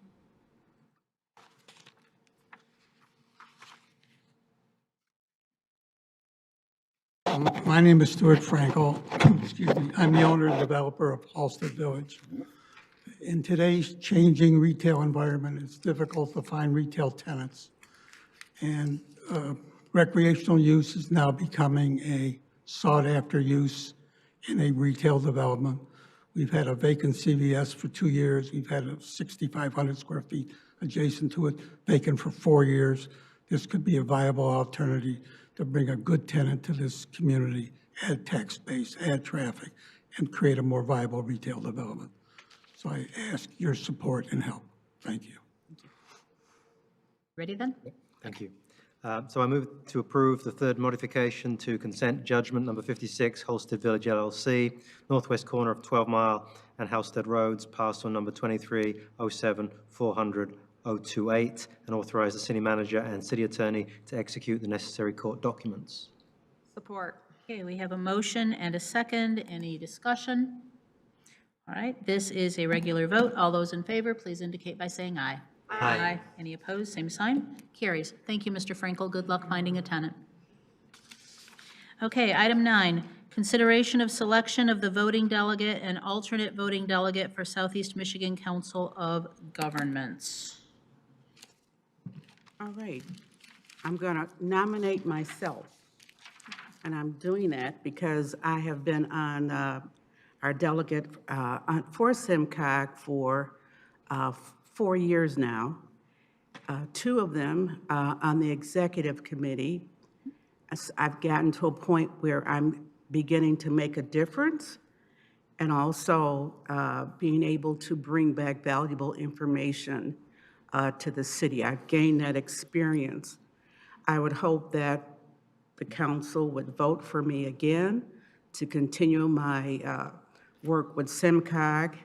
And also, at some point, look to see exactly how long these terms are, because it's confusing. I never know what my term is for city council, whether I'm going to be there a year or 2 years, and it's really hard to participate or join committees when you don't have an end date. So I always feel like I'm in flux about my term itself. So I'm not nominating me, Jackie Bolaware, to continue the work. I'll support that. I'll support your nomination. Yeah, okay, thank you. Okay. All right, so that would be for the voting delegate. So we can do a motion on that, or we can add the alternate voting delegate at this time. Someone interested? I like to vote for me separately. Okay. So that's a clean vote, and there's not a lot of discussion. Okay. All right, so then we have a motion and support. This is a regular vote. All those in favor, please indicate by saying aye. Aye. Any opposed, same sign? Okay, carries. Okay. Okay. In terms of the alternate voting delegate, I will nominate myself for that. When I was on the Oakland Schools Board of Education, I served for over a dozen years as their delegate. I'm very happy to support Mayor Pro Tem Bolaware in this, in the event that she is unable to participate in anything, and I'm hoping you're applying for Harvard. And very much appreciated that SEMCOG did send me to Harvard a few years ago, and it was fantastic to be able to do that, as well as to make a contribution to the organization I was supporting at that time. Support. Okay, so we have a motion and a second. Any discussion? Okay, all those in favor, please indicate by saying aye. Aye. Any opposed, same sign? Okay, that carries. Okay. Can I say one thing about SEMCOG? Sure. Every council member is able to go to any SEMCOG meeting. So if you want to go, When are they usually held? I'll send everybody the information. Thank you. Because there's one coming up, I believe, in March. And they're very valuable and great information that comes through there. Could we have those? Absolutely, yeah. The General Assembly invitations, yes, we can share those with City Council and the weekly memos when they are announced. Great, thank you. Okay, this then takes us to public comment. We have two people with blue slips, Eric Schmidt, please, to be followed by Elena Ateneva. Oh, okay, all right.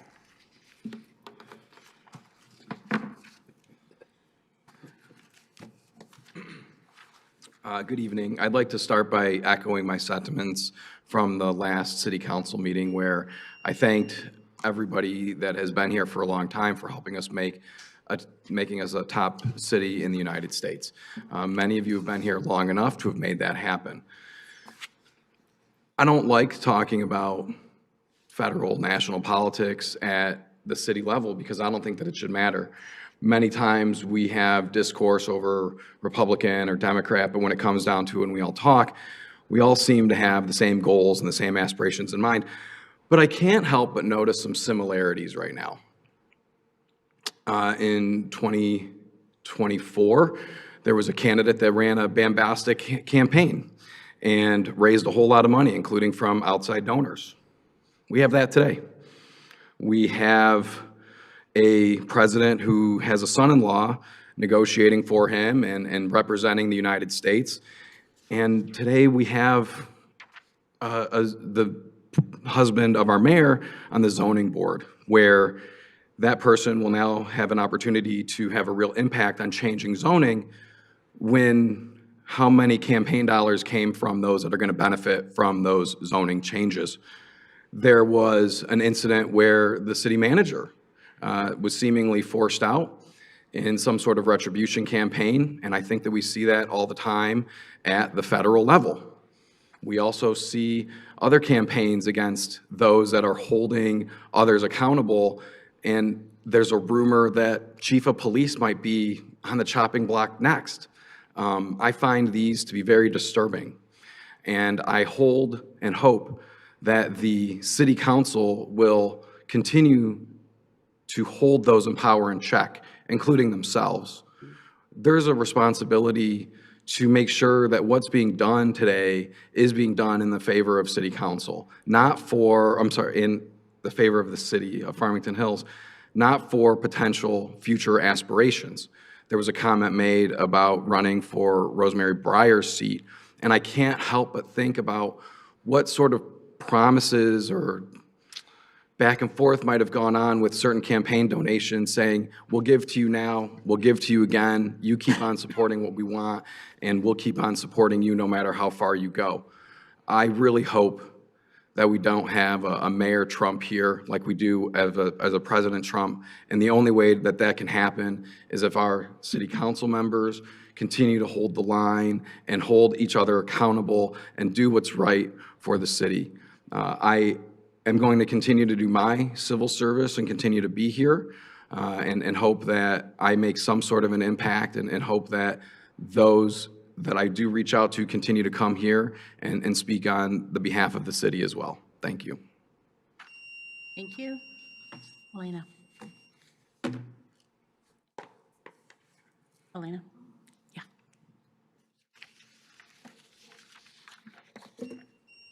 Hello. Good evening. Good evening. My name is Elena Mitiaeva. I'm a resident of Farmington Hills, Holly Hill Farms subdivision, and I'm here to bring up a procedural concern that was during last council meeting on January 12th, and specifically concerning the 13-mile road PUD discussions. The agenda for the meeting stated that the city council would consider a motion to reconsider the prior denial as listed on the agenda under old unfinished business number 5. And yet what also appeared to take place at the meeting was 2 new votes that were not listed on the agenda. And the developer was making a presentation with some new details, also asking for final approval of the PUD. So this leads to a question and concern. Did the public have enough notice to realize what was going to be discussed at the meeting? Because given the agenda, the impression was that the old denial was going to be talked about. So under the Open Meetings Act, the public has the right to transparent process and meaningful engagement and input in these decisions. So I'm here to respectfully ask that the city clarify the official record and confirm how the public was given sufficient notice and opportunity to meaningfully participate during that meeting. So this development has been very controversial, to say the least. The residents have opposed it along the way, and I want to thank the council members who are committed to full transparency in looking into this concern. Thank you. Thank you. Okay, we have no one left for public comment, and so we are adjourned. Good evening, Farmington Hills.